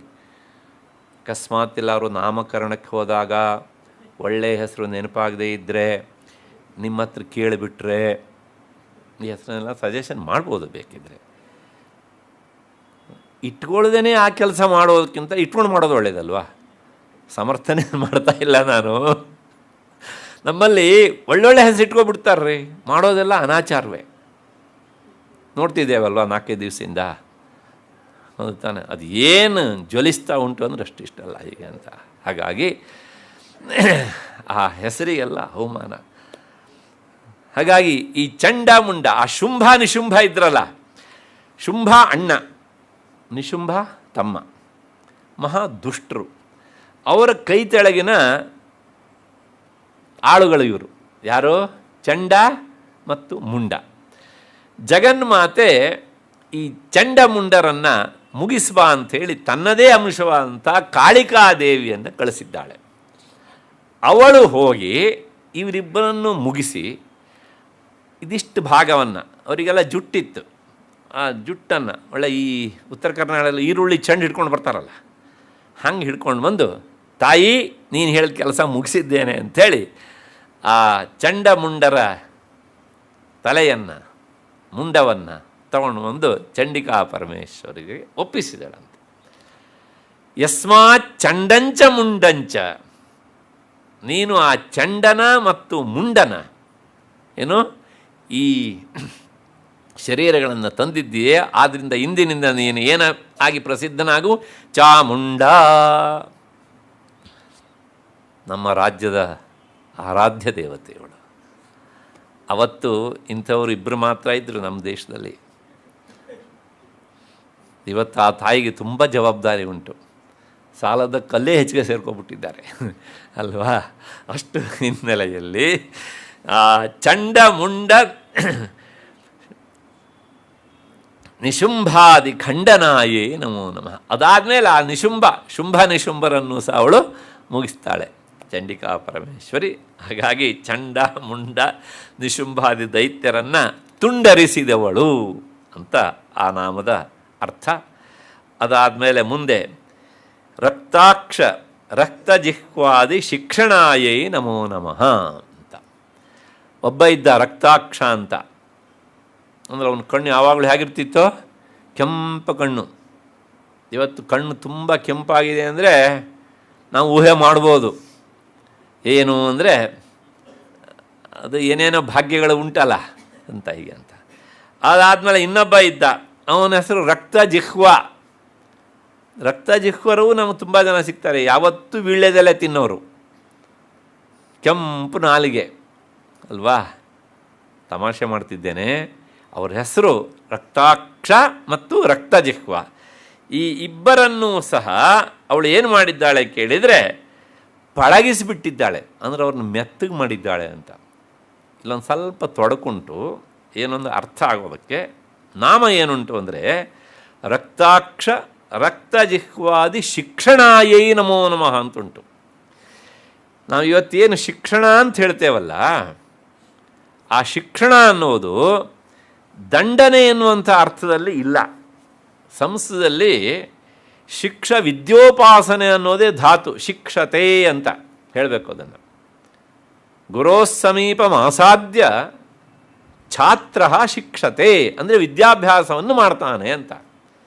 ಜಗನ್ಮಾತೆ ಈ ರಕ್ತಾಕ್ಷ ಮತ್ತು ರಕ್ತಜಿಹ್ವರಿಗೆ ಏನು ವಿದ್ಯಾಭ್ಯಾಸ ಮಾಡಿಸಿದಳು? ಅರ್ಥ ಬಂದುಬಿಡುತ್ತೆ, ಹಾಗೆ ಅರ್ಥ ಅಲ್ಲ. ಹಾಗಿದ್ದರೆ ವಿದ್ಯಾಭ್ಯಾಸ ಮಾಡಬೇಕಿದ್ರೆ ಒಂದಿಷ್ಟು ದಂಡನೆ ಅನ್ನೋದು ಅನಿವಾರ್ಯ. ಇವತ್ತಿಲ್ಲ, ಅದು ಹಿಂದೆ ಅಲ್ವಾ. ಯಾಕೆಂದರೆ ದಂಡನೆ ತೆಗೆದುಕೊಂಡು ಯಾರು ಕಲ್ತಿದ್ದಾರೋ ಅವರಿದ್ದೇ ಬಹಳ ಪ್ರಕಾಶಿತವಾಗಿ ಇರ್ತಿತ್ತು ಆಗ.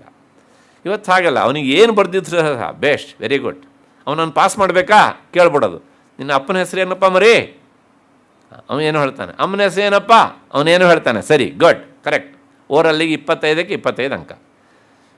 ಅವನು ಫೇಲ್ ಮಾಡಬೇಕಾ, ನನ್ನ ಅಪ್ಪನ ಹೆಸರು ಏನು ಹೇಳು. ಅವನೇನು ಹೇಳ್ತಾನೆ, ಇವನಿಗೆ ಗೊತ್ತಿರೋದಿಲ್ಲ, ಇವನ ಅಪ್ಪನ ಹೆಸರು ಹೇಳು. ನನ್ನ ಅಮ್ಮನ ಹೆಸರು ಅಷ್ಟು ಗೊತ್ತಿಲ್ವಾ, ಇಲ್ಲ ನಡಿ. ಇದೆಲ್ಲ ದೊಡ್ಡ ಪರೀಕ್ಷೆಯೆಲ್ಲ ಆಗೋದು, ಇದೆಲ್ಲ ಹೇಳಬಾರ್ದು ನಿಮ್ಮೆದುರಿಗೆ ನಾನು. ದುಸ್ಥಿತಿ. ಹಾಗಾಗಿ ಜಗನ್ಮಾತೆ ಇವರಿಗೆ ವಿದ್ಯಾರೂಪವಾದ ಶಿಕ್ಷಣವನ್ನು ಕೊಡಲಿಲ್ಲ. ಹಾಗೆ ಏನರ್ಥ, ಅದಕ್ಕೆ ಅವರನ್ನು ಪಳಗಿಸಿದ್ದಾಳೆ ಅಂದರೆ ಅವರಿಗೆ ದಂಡನೆಯನ್ನು ಕೊಟ್ಟಿದ್ದಾಳೆ ಅಂತ ಅರ್ಥ. ಅಷ್ಟು ಹಿನ್ನೆಲೆಯಲ್ಲಿ ರಕ್ತಾಕ್ಷ ಮತ್ತು ರಕ್ತಜಿಹ್ವಾದಿ ದೈತ್ಯರಿಯನ್ನು ಪಳಗಿಸಿದವಳು ಅನ್ನೋದು ಈ ನಾಮದ ಅರ್ಥ. ಮಹಿಷಾಸುರ ದೋರ್ವೀರ್ಯ ನಿಗ್ರಹಾಯೇ ನಮೋ ನಮಃ.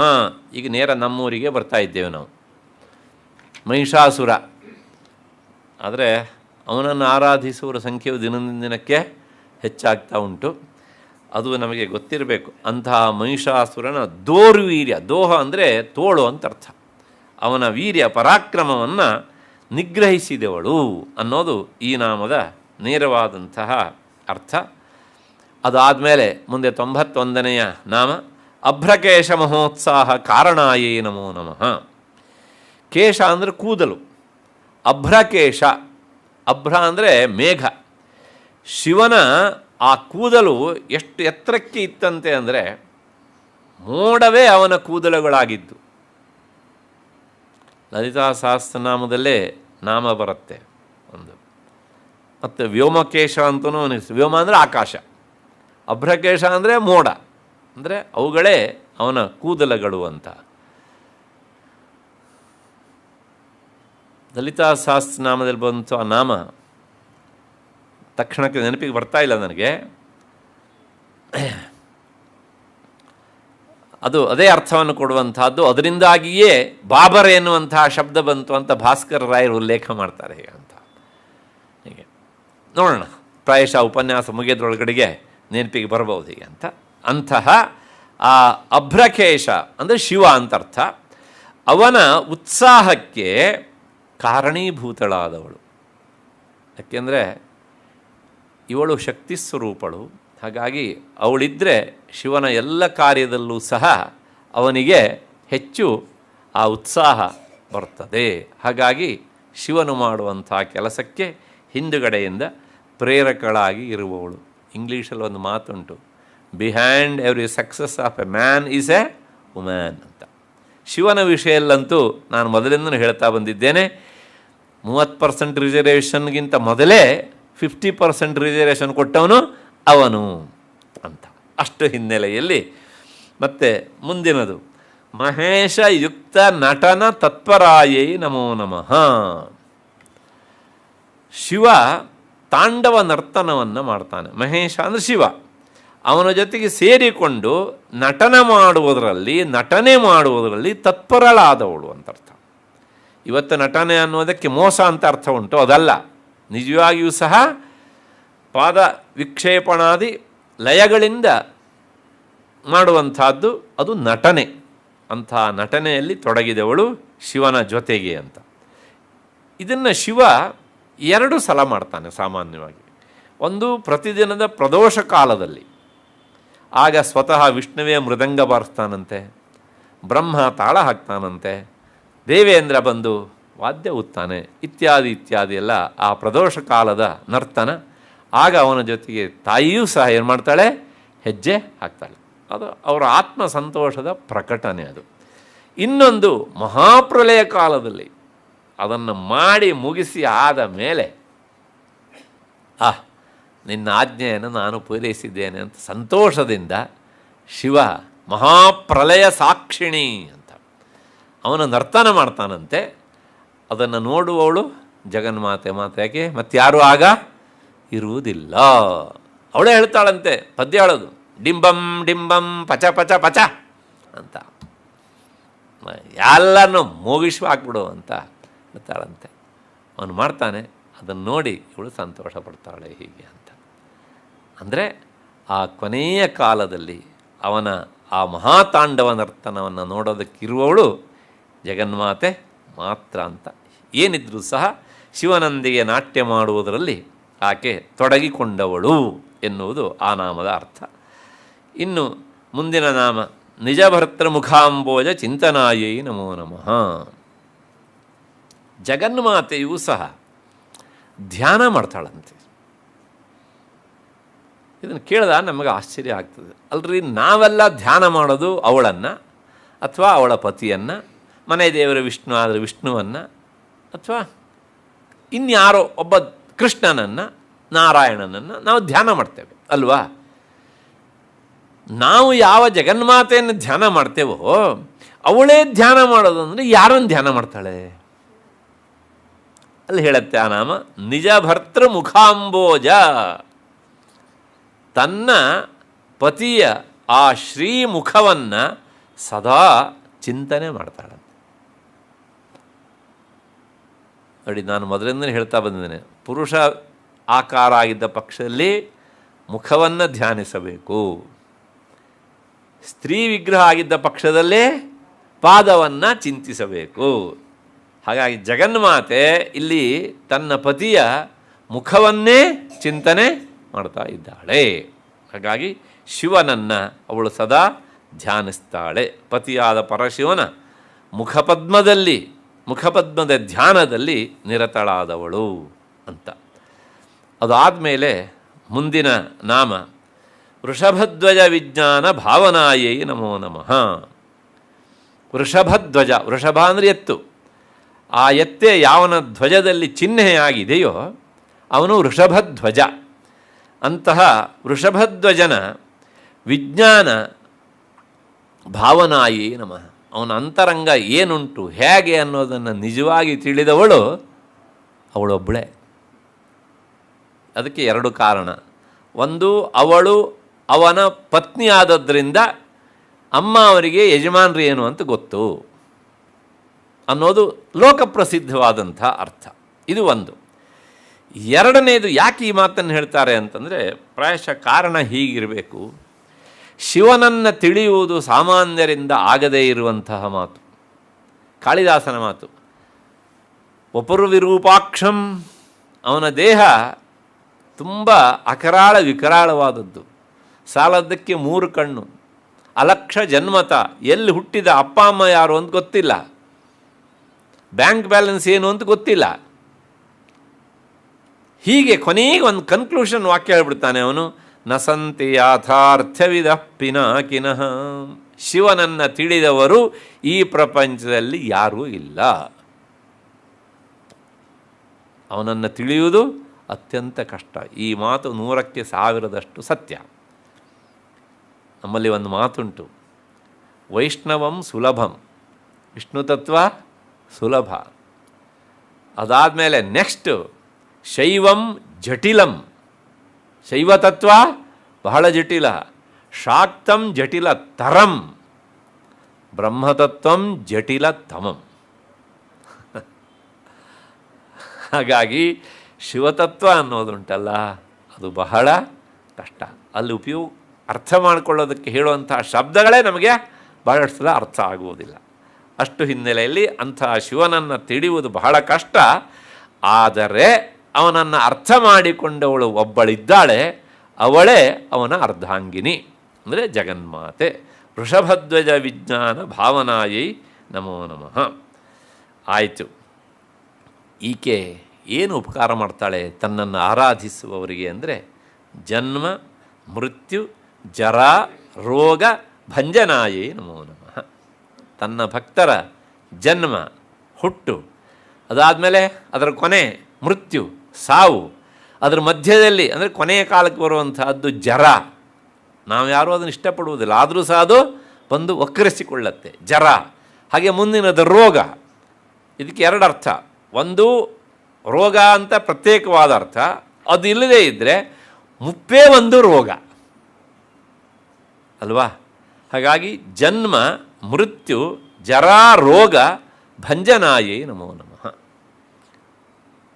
ಅದನ್ನು ನಾಶ ಮಾಡುವವಳು ಅಂತ. ನಾನು ಇದೇ ನಾಮದ ಇನ್ನೊಂದು ಮಗ್ಗಲು, ಇನ್ನೊಂದು ರೂಪ ಬರುತ್ತೆ. ಜನ್ಮ ಮೃತ್ಯು ಜರಾತಪ್ತ ಜನ ವಿಶ್ರಾಂತಿದಾಯಿನಿ. ಜನ್ಮ ಮೃತ್ಯು ಜರಾತಪ್ತ ಜನ ವಿಶ್ರಾಂತಿದಾಯಿನಿ, ಲಲಿತಾ ಸಹಸ್ರನಾಮದಲ್ಲಿ ಬರುವಂಥದ್ದು. ಈ ನಾಮವನ್ನು ಹೇಳಿ ಅರ್ಚನೆ ಮಾಡಬೇಕಿದ್ದರೆ ಹೇಳಿದ್ದೇನೆ, ಇನ್ನೊಂದು ಸಲ ಹೇಳ್ತೇನೆ. ಯಾಕೆಂದರೆ ಇವತ್ತು ಕೊನೆಯ ದಿವಸ ಆದ್ದರಿಂದ ಅಂಥ ಮಹಾತ್ಮರ ಹೆಸರು ಇಲ್ಲಿ ಬರಬೇಕು. ಪ್ರಾತಸ್ಮರಣೀಯರ ಅಂಥ ಚಂದ್ರಶೇಖರ ಭಾರತಿ ಸ್ವಾಮಿಗಳು ಈ ನಾಮವನ್ನು ಹೇಳಿ ಅರ್ಚನೆ ಮಾಡಬೇಕಿದ್ರೆ ಎಷ್ಟೋ ಹೊತ್ತು ಹಾಗೆ ನಿಂತುಬಿಡ್ತಿದ್ರಂತೆ, ಮಾತ್ರ ಸುರಿತಿತ್ತು. ಜನ್ಮ ಮೃತ್ಯು ಜರಾ ತಪ್ತ ಜನ ವಿಶ್ರಾಂತಿದಾಯಿನಿ ಅಂದರೆ ಅದು ಅವರಿಗೋಸ್ಕರ ಅಲ್ಲ, ನಿನ್ನನ್ನು ಆರಾಧಿಸುವಂತಹ ಆ ಉಪಾಸಕ ಸಮುದಾಯಕ್ಕೆ ತಾಯಿ ಈ ನಾಮ ಏನು ಹೇಳಿದೆಯೋ ಹಾಗೆ ಮಾಡಮ್ಮ ಅಂತ ಪ್ರಾರ್ಥನೆ ಮಾಡುವಂಥದ್ದು ನಮ್ಮ ನಿಮ್ಮೆಲ್ಲರ ಪರವಾಗಿ. ಏಕೆಂದರೆ ಅಂಥವರ ಪ್ರಾರ್ಥನೆಗೆ ಲಕ್ಷ ಲಕ್ಷ ಜನರ ಶಕ್ತಿ ಬಂದಿರ್ತದೆ. ಅಂತಹ ಕಾರುಣ್ಯ ಮೂರ್ತಿಗಳು ಅವರು ಅಂತ. ಇನ್ನು ಅವರಿಗೂ ಮತ್ತು ಈ ಗ್ರಂಥಕ್ಕೂ ಇರುವ ಸಂಬಂಧದ ಬಗ್ಗೆ ಬೇರೆ ಬೇರೆ ವಿಷಯಗಳು ನನ್ನ ನೆನಪಿಗೆ ಬರ್ತಾ ಇವೆ, ಅದರ ಸಮಯ ಇಲ್ಲ, ಮುಂದಕ್ಕೆ ಹೋಗೋಣ. ಮುಂದೆ ವಿಧೇಯ ಮುಕ್ತ ವಿಜ್ಞಾನ ಸಿದ್ಧಿದಾಯೇ ನಮೋ ನಮಃ. ವಿಧೇಯ ಮುಕ್ತ ವಿಜ್ಞಾನ ಸಿದ್ಧಿದಾಯೇ ನಮೋ ನಮಃ. ಇದರ ಅರ್ಥ ಹೀಗೆ, ಆಮೇಲೆ ಒಂಚೂರು ವಿವರಿಸ್ಬಿಡ್ತೇನೆ. ವಿಧಿ ನಿಷೇಧಗಳಿಂದ ಮುಕ್ತವಾದಂತಹ ಶುದ್ಧ ಜ್ಞಾನವನ್ನು ನೀಡುವವಳು. ನಮ್ಮಲ್ಲಿ ಎರಡು ದಾರಿಗಳಿವೆ, ಒಂದು ಪ್ರವೃತ್ತಿ ಮಾರ್ಗ, ಇನ್ನೊಂದು ನಿವೃತ್ತಿ ಮಾರ್ಗ ಅಂತ. ಪ್ರವೃತ್ತಿ ಮಾರ್ಗ ಅಂದರೆ ಕರ್ಮಗಳನ್ನು ಆಚರಿಸುವಂಥದ್ದು. ಆ ಕರ್ಮಗಳನ್ನು ಆಚರಿಸುವಾಗ ಆಚರಿಸುವವನು ಕೆಲವು ನಿಯಮಗಳನ್ನು ಪಾಲಿಸಬೇಕಾಗ್ತದೆ. ಇದನ್ನು ಮಾಡಬೇಕು ಅನ್ನುವುದು ವಿಧಿ, ಇದನ್ನು ಮಾಡಬಾರದು ಅನ್ನುವುದು ನಿಯಮ. ಹಾಗಾಗಿ ನಿಷೇಧ. ಹಾಗಾಗಿ ಇಂಥ ವಿಧಿ ಮತ್ತು ನಿಷೇಧ ಈ ಎರಡರಿಂದ ಮುಕ್ತವಾದದ್ದು ಯಾವುದು ಅಂದರೆ ಅಧ್ಯಾತ್ಮ ಜ್ಞಾನ. ಅದೇ ನಿವೃತ್ತಿ ಮಾರ್ಗದಲ್ಲಿ ಹೋಗುವವರು ಆಯ್ಕೆ ಮಾಡಿಕೊಳ್ಳುವಂಥದ್ದು.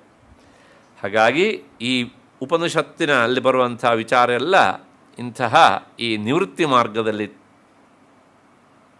ಉಪಕರಿಸುವಂಥ ಅಧ್ಯಾತ್ಮ ಜ್ಞಾನ. ಅಂತಹ ಆ ವಿಧಿ ನಿಷೇಧಗಳಿಂದ ಮುಕ್ತವಾದಂತಹ ಶುದ್ಧ ಜ್ಞಾನವನ್ನು ನೀಡುವವಳು ಅಂದರೆ ವೇದಾಂತದ ಜ್ಞಾನವನ್ನು ಅರಿವನ್ನು ನೀಡುವವಳು ಅವಳು. ಆದ್ದರಿಂದ ವಿಧೇಯ ಮುಕ್ತ ವಿಜ್ಞಾನ ಸಿದ್ಧಿದಾಯೈ ನಮೋ ನಮಃ. ಅಷ್ಟಾದ ಮೇಲೆ ಇದು ಕರ್ಮ ಮಾರ್ಗದಲ್ಲಿ ಸಾಗುವವರಿಗೆ, ಜ್ಞಾನಿಗಳಿಗೆ ಅಂತ ನಾನು ಹೇಳಿದೆ ಹೀಗೆ ಅಂತ. ಮತ್ತು ಮುಂದೊಂದು ನಾಮ ಉಂಟು, ಸಾಮಾನ್ಯ ಜನರಿಗೆ ಏನು ಮಾಡ್ತಾಳೆ ಅಂದರೆ ಕಾಮಕ್ರೋಧಾದಿ ಷಡ್ವರ್ಗ ನಾಶನಾಯೈ ನಮೋ ನಮಃ. ನಮ್ಮಲ್ಲಿ ಅರಿಷಡ್ವರ್ಗ ಅಂತ ಉಂಟು.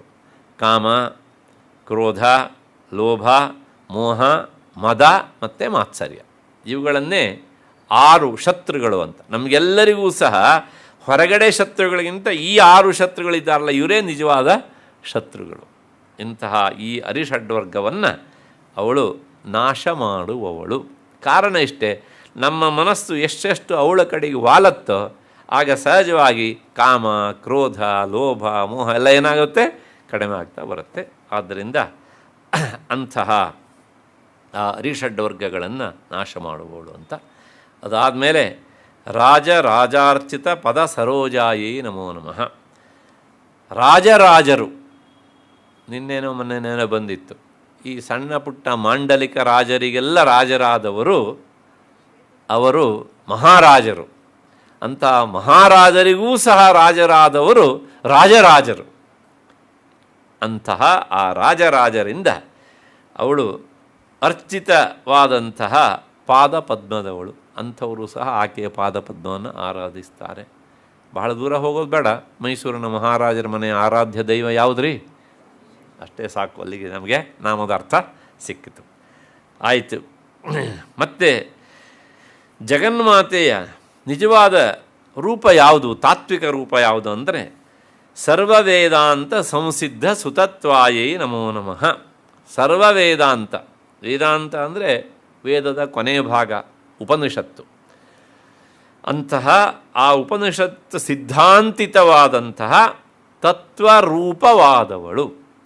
ತತ್ವ ಅಂದರೆ ಏನು? ಮೂಲ ಕಾರಣ ಅಂತ ಅರ್ಥ.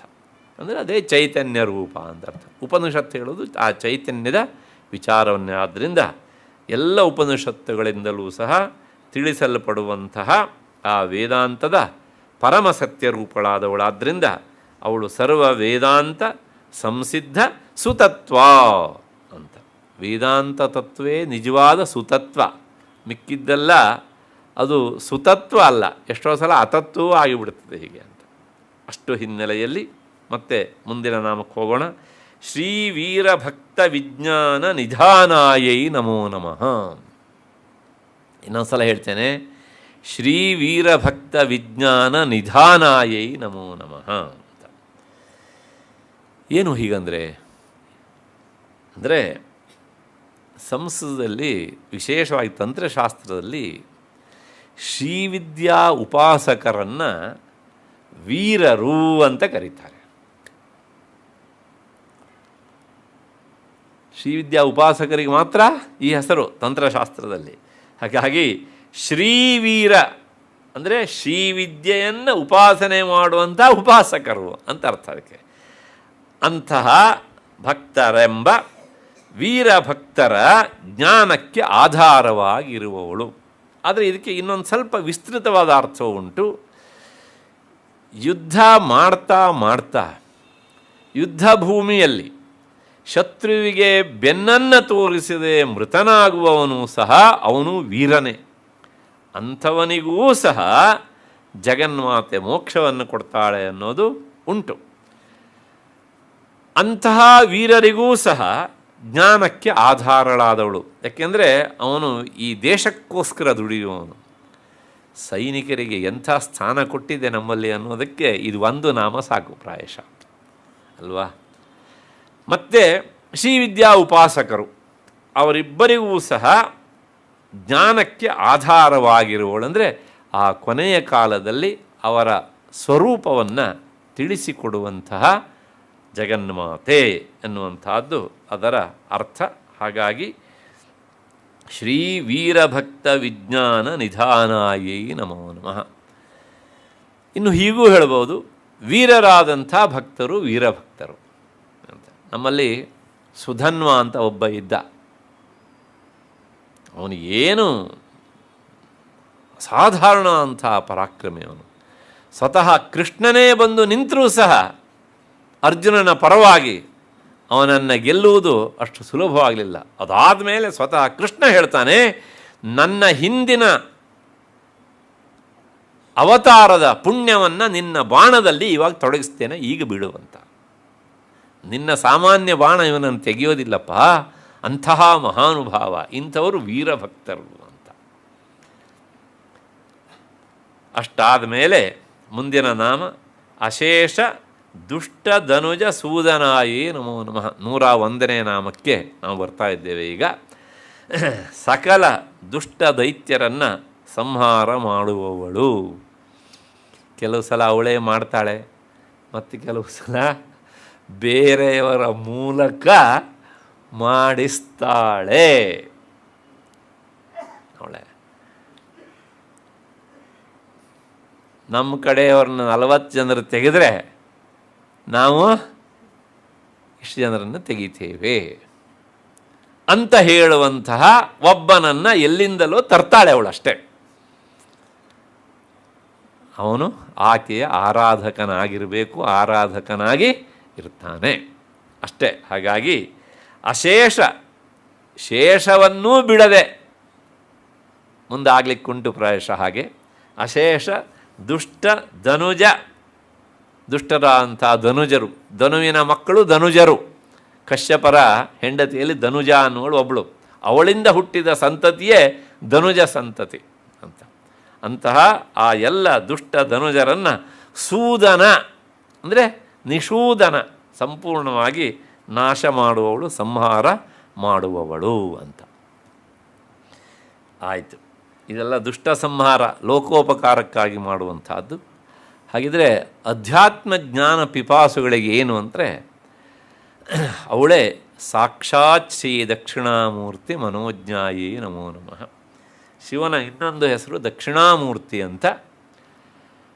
ಆ ದಕ್ಷಿಣಾಮೂರ್ತಿಗಿಂತ ಅಭಿನ್ನಳಾದ್ದರಿಂದ, ಅಂದರೆ ಭಿನ್ನಳು ಅಲ್ಲದೇ ಇರುವವಳಿಂದ, ಅವಳೇ ಆ ದಕ್ಷಿಣಾಮೂರ್ತಿಯ ರೂಪದಿಂದ ಮನೋಜ್ಞಳಾಗಿ ಕಂಗೊಳಿಸ್ತಾಳೆ ಅಂತ. ಹಾಗಾಗಿ ಆ ದಕ್ಷಿಣಾಮೂರ್ತಿ ಪುಮಾನ್ ರೂಪ ಬೇರೆ ಅಲ್ಲ, ದಕ್ಷಿಣಾಮೂರ್ತಿ ಸ್ವರೂಪಿಣ ಅಂತ ಜಗದಂಬೆ ಬೇರೆ ಅಲ್ಲ. ಲಲಿತಾ ಸಹಸ್ರನಾಮದಲ್ಲೇ ಬರ್ತದೆ ದಕ್ಷಿಣಾಮೂರ್ತಿ ರೂಪಿಣಿ, ಗುರುರೂಪಿಣಿ, ಎಲ್ಲ ನಾಮಗಳೇನು ಹೇಳ್ತವೆ, ಅವಳು ಸಾಕ್ಷಾತ್ ಗುರು ರೂಪಿಣಿಯೂ ಹೌದು, ದಕ್ಷಿಣಾಮೂರ್ತಿ ರೂಪಿಣಿಯೂ ಹೌದು ಅಂತ. ನಮ್ಮಲ್ಲಿ ವೇದಾಂತ ಪರಂಪರೆಗೆ 2 ಮಾರ್ಗಗಳಿವೆ. ಒಂದು ನಾರಾಯಣನಿಂದ ಪ್ರಾರಂಭ ಆಗುವಂಥದ್ದು, ನಾರಾಯಣಂ ಪದ್ಮಭುವಂ ವಸಿಷ್ಠಂ ಶಕ್ತಿಂಚ ತತ್ಪುತ್ರ ಪರಾಶರಂಚ ಅಂತ. ಮೂಲ ಅಲ್ಲಿಂದ ಹೀಗೆ ಬರ್ತದೆ ಒಂದು ಪರಂಪರೆ. ಇನ್ನೊಂದು ಕ್ರಮ ದಕ್ಷಿಣಾಮೂರ್ತಿಯ ಮೂಲ ಪುರುಷ ಹೀಗಂತ. ಹೀಗೆ 2 ರೀತಿಯಾದಂಥ ಪರಂಪರೆ ಉಂಟು ಅದ್ವೈತ ಸಂಪ್ರದಾಯದಲ್ಲಿ. ಹಾಗಾಗಿ ಈ ಪರಂಪರೆಯ ಮೂಲ ರೂಪ ಅಂಥ ದಕ್ಷಿಣಾಮೂರ್ತಿ, ಅಂತಹ ದಕ್ಷಿಣಾಮೂರ್ತಿಯ ರೂಪದಲ್ಲಿ ಇದ್ದು ಅತ್ಯಂತ ಮನೋಜ್ಞಳಾದವಳು, ಸುಂದರಳಾಗಿ ತೋರುವವಳು ಅಂತ ಒಂದರ್ಥ. ಇನ್ನೊಂದರ್ಥ, ಅಂಥ ದಕ್ಷಿಣಾಮೂರ್ತಿಯ ಮನಸ್ಸನ್ನು ಅಂದರೆ ತಿಳಿಯುವವಳು. ದಕ್ಷಿಣಾಮೂರ್ತಿ ಏನು ಅನ್ನೋದು ಅವಳಿಗೆ ಮಾತ್ರ ಗೊತ್ತು. ಯಾವ ಅವಳು ಅವನನ್ನು ತಿಳಿತಾಳೋ ಅವಳು ಅವಳಿಗಿಂತ ಬೇರೆ ಅಲ್ಲ, ಅಷ್ಟೇ ಮುಗಿದೋಯ್ತು. ಅಷ್ಟು ಹಿನ್ನೆಲೆಯಲ್ಲಿ ಈ ನಾಮದ ವಿವರಣೆ 2 ಅರ್ಥದ ಹಿನ್ನೆಲೆಯಲ್ಲಿ. 103ನೇ ನಾಮ ಹಯಮೇಧಾಗ್ರ ಸಂಪೂಜ್ಯ ಮಹಿಮಾಯೈ ನಮೋ ನಮಃ. ಹಯ ಅಂದರೆ ಕುದುರೆ, ಅದನ್ನೇ ಮೇಧಸ್ ಅಂದರೆ ಯಜ್ಞದಲ್ಲಿ ಹೋಮಿಸುವಂಥದ್ದು. ಅದರ ದೇಹ ಭಾಗವನ್ನು ತೆಗೆದು ಅದರ ಹೆಸರು ಅಶ್ವಮೇಧ ಯಾಗ ಅಂತ. ನೋಡಿ, ಅಶ್ವಮೇಧ ಯಾಗ ಅಂದರೆ ನಿಮಗೆಲ್ಲರಿಗೂ ಅರ್ಥ ಆಗ್ತದೆ, ಇದೊಂದು ಉಂಟು ಅಂತ. ಅದರ ಪ್ರಕ್ರಿಯೆ ಭಾಗ ಅರ್ಥ ಆಗೋದಿಲ್ಲ, ಬಿಟ್ಬಿಡೋಣ. ಅದನ್ನೇ ಹಯಮೇಧ ಅಂತಂದರೆ ಅರ್ಥ ಆಗೋದಿಲ್ಲ. ಹಾಗಾಗಿ ಆ ಹಯಮೇಧ ಅಂಥ ಅಶ್ವಮೇಧ ಯಾಗದ ಕೊನೆಯಲ್ಲಿ ಮಾಡುವಂತಹ ಪೂಜೆ ಅಗ್ರಪೂಜೆ, ಅತ್ಯಂತ ಶ್ರೇಷ್ಠವಾದಂಥ ವ್ಯಕ್ತಿಗೆ ಮಾಡುವ ಪೂಜೆ. ಅಗ್ರಪೂಜೆ ಅಂತ ಗೊತ್ತು ನಿಮಗೆ. ಪಾಂಡವರು ರಾಜಸೂಯ ಯಾಗವನ್ನು ಮಾಡಿ ಆದಮೇಲೆ ಯಾರಿಗೆ ಅಗ್ರಪೂಜೆ ಮಾಡಿದ್ದು? ಕೃಷ್ಣನಿಗೆ. ಆ ಪೂಜೆ ಯಾಗದ ಸಂದರ್ಭದಲ್ಲಿ, ಅಗ್ರಪೂಜೆಯ ಸಂದರ್ಭದಲ್ಲಿ ಶಿಶುಪಾಲನ ತಲೆ ಕಳಚಿ ಬಿದ್ದಿತ್ತು ಅಲ್ವಾ, ಹೀಗೆ ಅಂತ. ಹಾಗೆ ಅಂತಹ ಆ ಹಯಮೇಧ ಅಶ್ವಮೇಧ ಯಾಗದ ಅಗ್ರಪೂಜ್ಯ ಸಂದರ್ಭದಲ್ಲಿ ಪೂಜೆಗೊಳ್ಳುವಂಥ ಮಹಿಮೆಯುಳ್ಳವಳು. ಜಗನ್ಮಾತೆಯನ್ನು ಬಿಟ್ಟರೆ ಇನ್ಯಾರಿಗೂ ಪೂಜೆ ಮಾಡಬೇಕು? ಅವಳ ಪೂಜೆ ಮಾಡಿದರೆ ಆಕೆಯ ಮಕ್ಕಳ ಅಂಥ ತ್ರಿಮೂರ್ತಿಗಳಿಗೂ ಪೂಜೆ ಸಲ್ಲತ್ತೆ. ಅವಳ ಮೊಮ್ಮಕ್ಕಳ ಸ್ಥಾನದಲ್ಲಿರುವಂತಹ ಇಂದ್ರಾದಿ ದೇವತೆಗಳಿಗೂ ಪೂಜೆ ಸಲ್ಲತ್ತೆ. ಯಾಕೆಂದರೆ ತಲೆಗೆ ಸ್ನಾನ ಮಾಡಿದರೆ ಕಾಲಿಗೆ ಕಟಿಗೆ ಬಂದೇ ಬರುತ್ತೆ. ಅಷ್ಟು ಹಿನ್ನೆಲೆಯಲ್ಲಿ ಸರಿ. ಹಾಗಿದ್ರೆ ನಿಜವಾಗಿಯೂ ಇವಳು ಅಗ್ನಿಪೂಜೆ ಮಾಡಿಸ್ಕೊಳ್ಳುವಂತಹ ಒಂದು ಆ ಎತ್ತರದವಳು ಅವಳು ಹೇಳಿ ಕೇಳಿ ನಮ್ಮ ದಕ್ಷನ ಮಗಳಲ್ವಾ ಅಂತಂದರೆ ಅದೊಂದು ವೇಷ. ಅಂದರೆ ಲೋಕದ ಕಣ್ಣಿಗೆ ಹಾಗೆ ತೋರಿಕೆಯ ರೂಪ ಅದು. ದಕ್ಷ ಪ್ರಜಾಪತಿ ಸುತ ವೇಷಾಢ್ಯಾಯೇ ನಮೋ ನಮಃ. Clear cut. ದಕ್ಷನ ಮಗಳು ಅನ್ನೋದು ಸತ್ಯವೋ ಸುಳ್ಳು ಅಂತ ಕೇಳಿದರೆ ಸತ್ಯವೋ ಸುಳ್ಳೋ ಬೇಡ, ಅದೊಂದು ವೇಷ ಅಷ್ಟೇ. ಯಾಕೆ ಅಂದರೆ ಆ ವೇಷ ದಕ್ಷನನ್ನು ನೆಟ್ಟಿಗೆ ಮಾಡೋದಕ್ಕೋಸ್ಕರ ಬಂದಿದ್ದು ಅಷ್ಟೆ. ಅವನ ಅಹಂಕಾರವನ್ನು ಸರಿ ಮಾಡಬೇಕಿತ್ತು, ಮತ್ತು ಅವನಿಗಿರುವಂತಹ ಆ ಅಹಂಕಾರವನ್ನು ಮುರಿದು ಅವನನ್ನು ರಿಪೇರಿ ಮಾಡಬೇಕಾಗಿತ್ತು. ಅದಕ್ಕೆ ಅವಳು ಸಾಧನಳಾದ್ಲು. ನಿನ್ನೆ ಎಲ್ಲ ಬಂದಿತ್ತು ಅದು, ಆ ದಕ್ಷಾಧ್ವರ ವಿನಿರ್ಭೇದ ಸಾಧನಾಯೇ ನಮೋ ನಮಃ ಅಂತ ಬಂದಿತ್ತಲ್ಲ. ಅಂದರೆ ದಕ್ಷನನ್ನು ಸರಿ ಮಾಡೋದಕ್ಕೆ ಅಂತ. ಕೆಲವು ಸಲ ಏನಾಗುತ್ತೆ ಅಂದರೆ ಈ ಏನು ಹೊಸ್ತಲ್ಲ, ನಮ್ಮಲ್ಲಿ ಕೆಲವು ಸಲ ಈ ಮಂಡಲ ಪಂಚಾಯತಿ ಅಧ್ಯಕ್ಷರು ಅಥವಾ ಜಿಲ್ಲೆಯ ಅವರೆಲ್ಲ ಇರ್ತಾರಲ್ಲ, ಅವರೆಲ್ಲರೂ ನಾವೇ ಈ ದೇಶದ ಪ್ರಧಾನಿಗಿಂತ ಹೆಚ್ಚು ಮೇಲಿದ್ದೇವೆ ಅನ್ನೋ ಥರ ಕೆಲವು ಸಲ ಬಿಂಬಿಸಿಬಿಡ್ತಾರೆ. ಅದು ಈಗಿಂದಲ್ಲ, ಆ ಕಾಲದಲ್ಲೂ ಇತ್ತು. ಈ ದಕ್ಷ ಈ ಗುಂಪಿಗೆ ಬರುವವನಾಗಿದ್ದ. ಹಾಗಾಗಿ ಇವರೆಲ್ಲರ ಪ್ರತಿನಿಧಿ ಯಾರು? ದಕ್ಷ. ಇಂಥವನ್ನ ಮಟ್ಟ ಹಾಕಬೇಕಾಗಿತ್ತು. ಹಾಗಾಗಿ ಜಗನ್ಮಾತೆ ಅವನ ಮಗಳ ರೂಪದಲ್ಲಿ ಬಂದು ಅವನಿಗೆ ಜ್ಞಾನವನ್ನು ನೀಡಿದರು. ಕೊನೆಗೇನಾಯಿತು? ತನ್ನ ಮುಖವನ್ನೇ ಕಳ್ಕೊಂಡ. ಏಕೆಂದರೆ ಅವನು ತಲೆ ತೆಗೆದು ಆ ಯಜ್ಞಕುಂಡಕ್ಕೆ ಹಾಕಿಬಿಟ್ಟ ಅಷ್ಟೆ.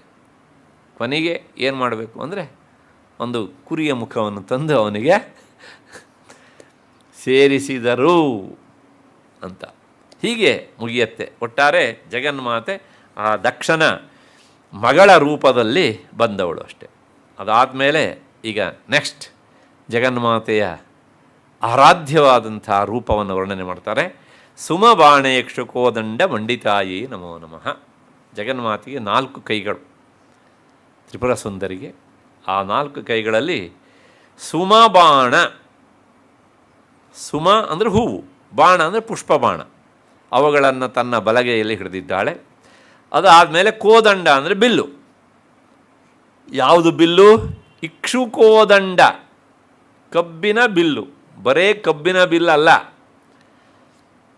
ಈ ಹಳೆ ಮೈಸೂರಲ್ಲಿ ನಾನು ಅಂಥ ಕಬ್ಬನ್ನು ನೋಡಲಿಲ್ಲ. ಮಲೆನಾಡಿನಲ್ಲಿ ಇವತ್ತಿಗೂ ಸಹ ಸಿಗುತ್ತೆ. ಕಬ್ಬಿನ ಮೇಲೆ ಬಿಳಿ ಹಳದಿ ಆದ ಪಟ್ಟೆ ಇರುತ್ತೆ, ಅದನ್ನು ದಾಸಕಬ್ಬು ಅಂತ ಕರೀತಾರೆ. ಅದರ ಬೆಲ್ಲ ಅತ್ಯಂತ ರುಚಿಕರವಾಗಿರುತ್ತೆ. ಅದು ಇವತ್ತು ಅದನ್ನು ಬೆಳೆಯುವವರ ಸಂಖ್ಯೆ ಕಡಿಮೆ ಆಗಿದೆ. ಅಂತಹ ದಾಸು ಕಬ್ಬನ್ನು ಅವಳು ತನ್ನ ಬಿಲ್ಲನ್ನಾಗಿಸಿ ಮಾಡಿಕೊಂಡಿದ್ದಾಳೆ. ಹಾಗಾಗಿ ಆ ನಾಮ ನೀವು ಪಾರಾಯಣ ಮಾಡಬೇಕಿದ್ರೆ ಸಿಗತ್ತೆ ನೋಡಿ. ಅಲ್ಲಿ ಒಂದು ಹೊಸ ಶಬ್ದ ಉಂಟು. ಬರೇ ಇಕ್ಷು ಅಂತ ಇಲ್ಲ, ಒಂದು ಬೇರೆ ರೀತಿಯಾದಂತಹ ಶಬ್ದ ಉಂಟು. ಹಾಗೆ ಆ ಕಬ್ಬನ್ನು ತನ್ನ ಬಿಲ್ಲಾಗಿ ಧರಿಸಿದ್ದಾಳೆ. ಇಲ್ಲಿ ಹೂಬಾಣಗಳನ್ನು 5 ಹಿಡಿದಿದ್ದಾಳೆ. ಮತ್ತು ಪಾಶ ಅಂಕುಶ. ಹೀಗೆ ಆ ಪಾಶ ಅಂಕುಶಗಳ ವಿಷಯ ಇಲ್ಲಿ ನೇರ ಇಲ್ಲ. ಈ 2 ಹೇಳಿದ್ರಿಂದ ಅವು ಸಹ ಇಲ್ಲಿ ಗತಾರ್ಥವಾಗಿ ಬಿಡ್ತವೆ. ಹಾಗಾಗಿ ಸುಮಬಾಣ ಇಕ್ಷುಕೋದಂಡ ಮಂಡಿತಾಯೇ ನಮೋ ನಮಃ ಆಯಿತು. ಅದಾದಮೇಲೆ ಜಗನ್ಮಾತೆ ಸದಾ ಮಂಗಲ ರೂಪಿಣಿ. ಹೇಗೆ ಅಂದರೆ ನಿತ್ಯ ಯೌವನ ಮಾಂಗಲ್ಯ ಮಂಗಲಾಯೇ ನಮೋ ನಮಃ. ಜಗನ್ಮಾತೆಗೆ ವಯಸ್ಸಾಗೋದು ಅನ್ನೋದಿಲ್ಲ. ಯಾಕಿಲ್ಲ ಕೇಳಿದರೆ ಅವಳು ದಕ್ಷಿಣಾಮೂರ್ತಿಗಿಂತ ಬೇರೆ ಅಲ್ಲ ಅಂತ ಈಗ ತಾನೇ ನಾನು ಹೇಳಿದ್ದೇನೆ. ದಕ್ಷಿಣಾಮೂರ್ತಿ ಅವನು ಹೇಗಿರ್ತಾನಂದರೆ ವೃದ್ಧಾ ಶಿಷ್ಯಾ ಗುರು ಯುವ. ಅವನು ಯಾವಾಗಲೂ ಯುವಕ ದಕ್ಷಿಣಾಮೂರ್ತಿ. ಆ ದಕ್ಷಿಣಾಮೂರ್ತಿಗಿಂತ ಅಭಿನ್ನಳಾದ ಅವಳು ಸಹ ನಿತ್ಯ ಯೌವನ ರೂಪಿಣಿ. ಹಾಗಾಗಿ ನಿತ್ಯ ಯೌವನ ಮಾಂಗಲ್ಯ ಮಂಗಲಾಯೇ ನಮೋ ನಮಃ. ನಿತ್ಯವೂ ಯುವತಿಯಾಗಿರುವಂತಹ ಆ ಮಾಂಗಲ್ಯದಿಂದ ಮಂಗಲ ರೂಪಿಣಿ ಆಗಿದ್ದಾಳೆ. ಇದರ ಜೊತೆಗೆ ಇದನ್ನು ಧ್ಯಾನ ಮಾಡುವುದರಿಂದ ಜಗನ್ಮಾತೆ ಧ್ಯಾನಿಸುವಂಥ ಗೃಹಿಣಿಯರ ಮಾಂಗಲ್ಯ ಭಾಗ್ಯವನ್ನು ಗಟ್ಟಿ ಮಾಡ್ತಾಳೆ ಅನ್ನೋದು ಇದರ ಅಂತರಾರ್ಥ. ಅಷ್ಟು ಹಿನ್ನೆಲೆಯಲ್ಲಿ ನಿತ್ಯ ಯೌವನ ಮಾಂಗಲ್ಯ ಮಂಗಲಾಯೇ ನಮೋ ನಮಃ. ಇನ್ನು 2 ನಾಮಗಳಿವೆ. ಮಹಾದೇವ ಸಮಾಯುಕ್ತ ಶರೀರಾಯೈ ನಮೋ ನಮಃ. ದೇವತೆಗಳಿಗೆ ಎಲ್ಲರಿಗೂ ಸಹ ಒಡೆಯನಾದವನು ಮಹಾದೇವ. ಯಾರು? ಶಿವ. ಯಾಕೆಂದರೆ ಅವನು ಮಾತ್ರ ಮಹಾದೇವ ಅನ್ನೋ ಶಬ್ದಕ್ಕೆ ಭಾಜನನಾದವನು. ಸಮುದ್ರ ಮಥನ ಕಾಲಕ್ಕೆ ಅಮೂಲ್ಯ ವಸ್ತುಗಳು ಬಂದಾಗ ದೇವತೆಗಳೆಲ್ಲ ತನಗೆ ಬೇಕು ಅಂತ ಮುಗಿಬಿದ್ದರು. ವಿಷ ಬಂದಾಗ ಇವರೆಲ್ಲರೂ ಓಡಿದರು. ಆಗ ಈ ಜಗತ್ತಿಗೆ ಅಭಯ ಸಂದೇಶವನ್ನು ಕೊಟ್ಟವನು ಯಾರು? ಶಿವ. ಹಾಗಾಗಿ ಅವನೊಬ್ಬನೇ ಮಹಾದೇವ. ಅಂತಹ ಆ ಮಹಾದೇವ ಸಮಾಯುಕ್ತ, ಮಹಾದೇವನೊಂದಿಗೆ ಸೇರಿಕೊಂಡಿರುವಂತಹ ದೇಹದವಳು. ಇದಕ್ಕೆ 2 ಅರ್ಥ ಉಂಟು ಈ ನಾಮಕ್ಕೆ. ಮಹಾದೇವನೊಂದಿಗೆ ಸೇರಿಕೊಂಡಿರುವ ದೇಹದವಳು ಅಂದರೆ ಅರ್ಧನಾರೀಶ್ವರಿ. ಅರ್ಧನಾರೀಶ್ವರ ಅಂತಲೂ ಹೇಳ್ಬೋದು, ಅರ್ಧನಾರೀಶ್ವರಿ. ಅದು ಒಂದು. ಇನ್ನೊಂದು, ಶಿವ ಅರ್ಥಸ್ವರೂಪನಾದರೆ ಜಗನ್ಮಾತೆ ಶಬ್ದರೂಪಿಣಿ. ಮೊನ್ನೆನೂ ಬಂದಿತ್ತು ಈ ವಿಷಯ ಮತ್ತೆ ಪುನಃ. ಅಂದರೆ ಶಬ್ದಾರ್ಥಗಳ ರೂಪದಲ್ಲಿ ಇರುವವಳು. ಆದ್ದರಿಂದ ಅವಳಿಗೆ ಈ ರೀತಿಯಾದಂತಹ ಅರ್ಥವನ್ನು ನಾವು ಹೇಳಿ ಮಹಾದೇವನೊಂದಿಗೆ ಸೇರಿಕೊಂಡಿರುವಂತಹ ದೇಹದವಳು ಎನ್ನುವಂತಹ ವಿವರಣೆಯನ್ನು ಕೊಡಬಹುದು. ಅಷ್ಟಾದಮೇಲೆ ಕೊನೆಯ ನಾಮ ಮಹಾದೇವ ರಥೋತ್ಸುಕ್ಯ ಮಹಾದೇವ್ಯೈ ನಮೋ ನಮಃ. ಮಹಾದೇವನ ಅನುರಾಗದಲ್ಲಿ ಆಸಕ್ತಳಾದಂತಹ ಮಹಾದೇವಿ. ಶಿವನ ಅನುರಾಗಕ್ಕೆ ರಾಗ ಪ್ರೀತಿ, ಅನುರಾಗ ಹೆಚ್ಚಿನ ಪ್ರೀತಿ.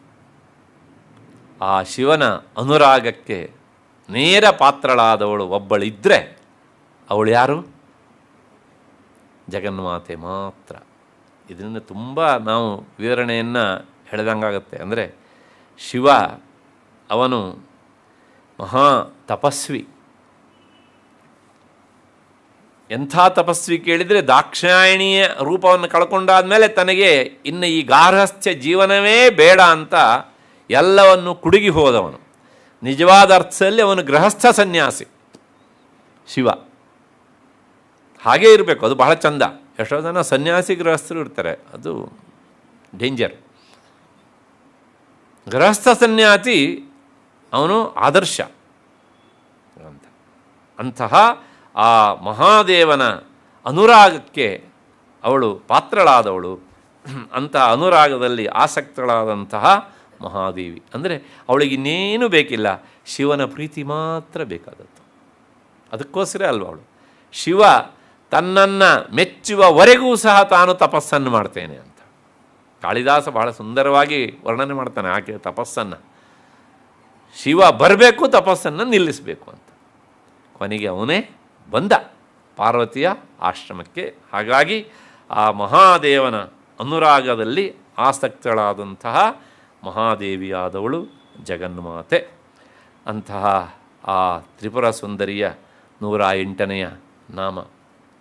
ನಮಗೊಂದು ಪಾಠ ಉಂಟು ಕೊನೆಯ ನಾಮದಲ್ಲಿ. ನಾವು ಸಹ ಆ ಮಹಾದೇವನ ಅನುರಾಗದಲ್ಲಿ ನಮಗೂ ಆಸಕ್ತಿ ಇರಬೇಕು ಅಂತ. ಯಾಕೆಂದರೆ ಆರಾಧಿಸುವುದಾದರೆ ಶಿವನನ್ನು ಆರಾಧಿಸಬೇಕು. ಅವನ ಆರಾಧನೆಯಿಂದ ಎಲ್ಲರ ಆರಾಧನೆಯೂ ಆಗುತ್ತೆ.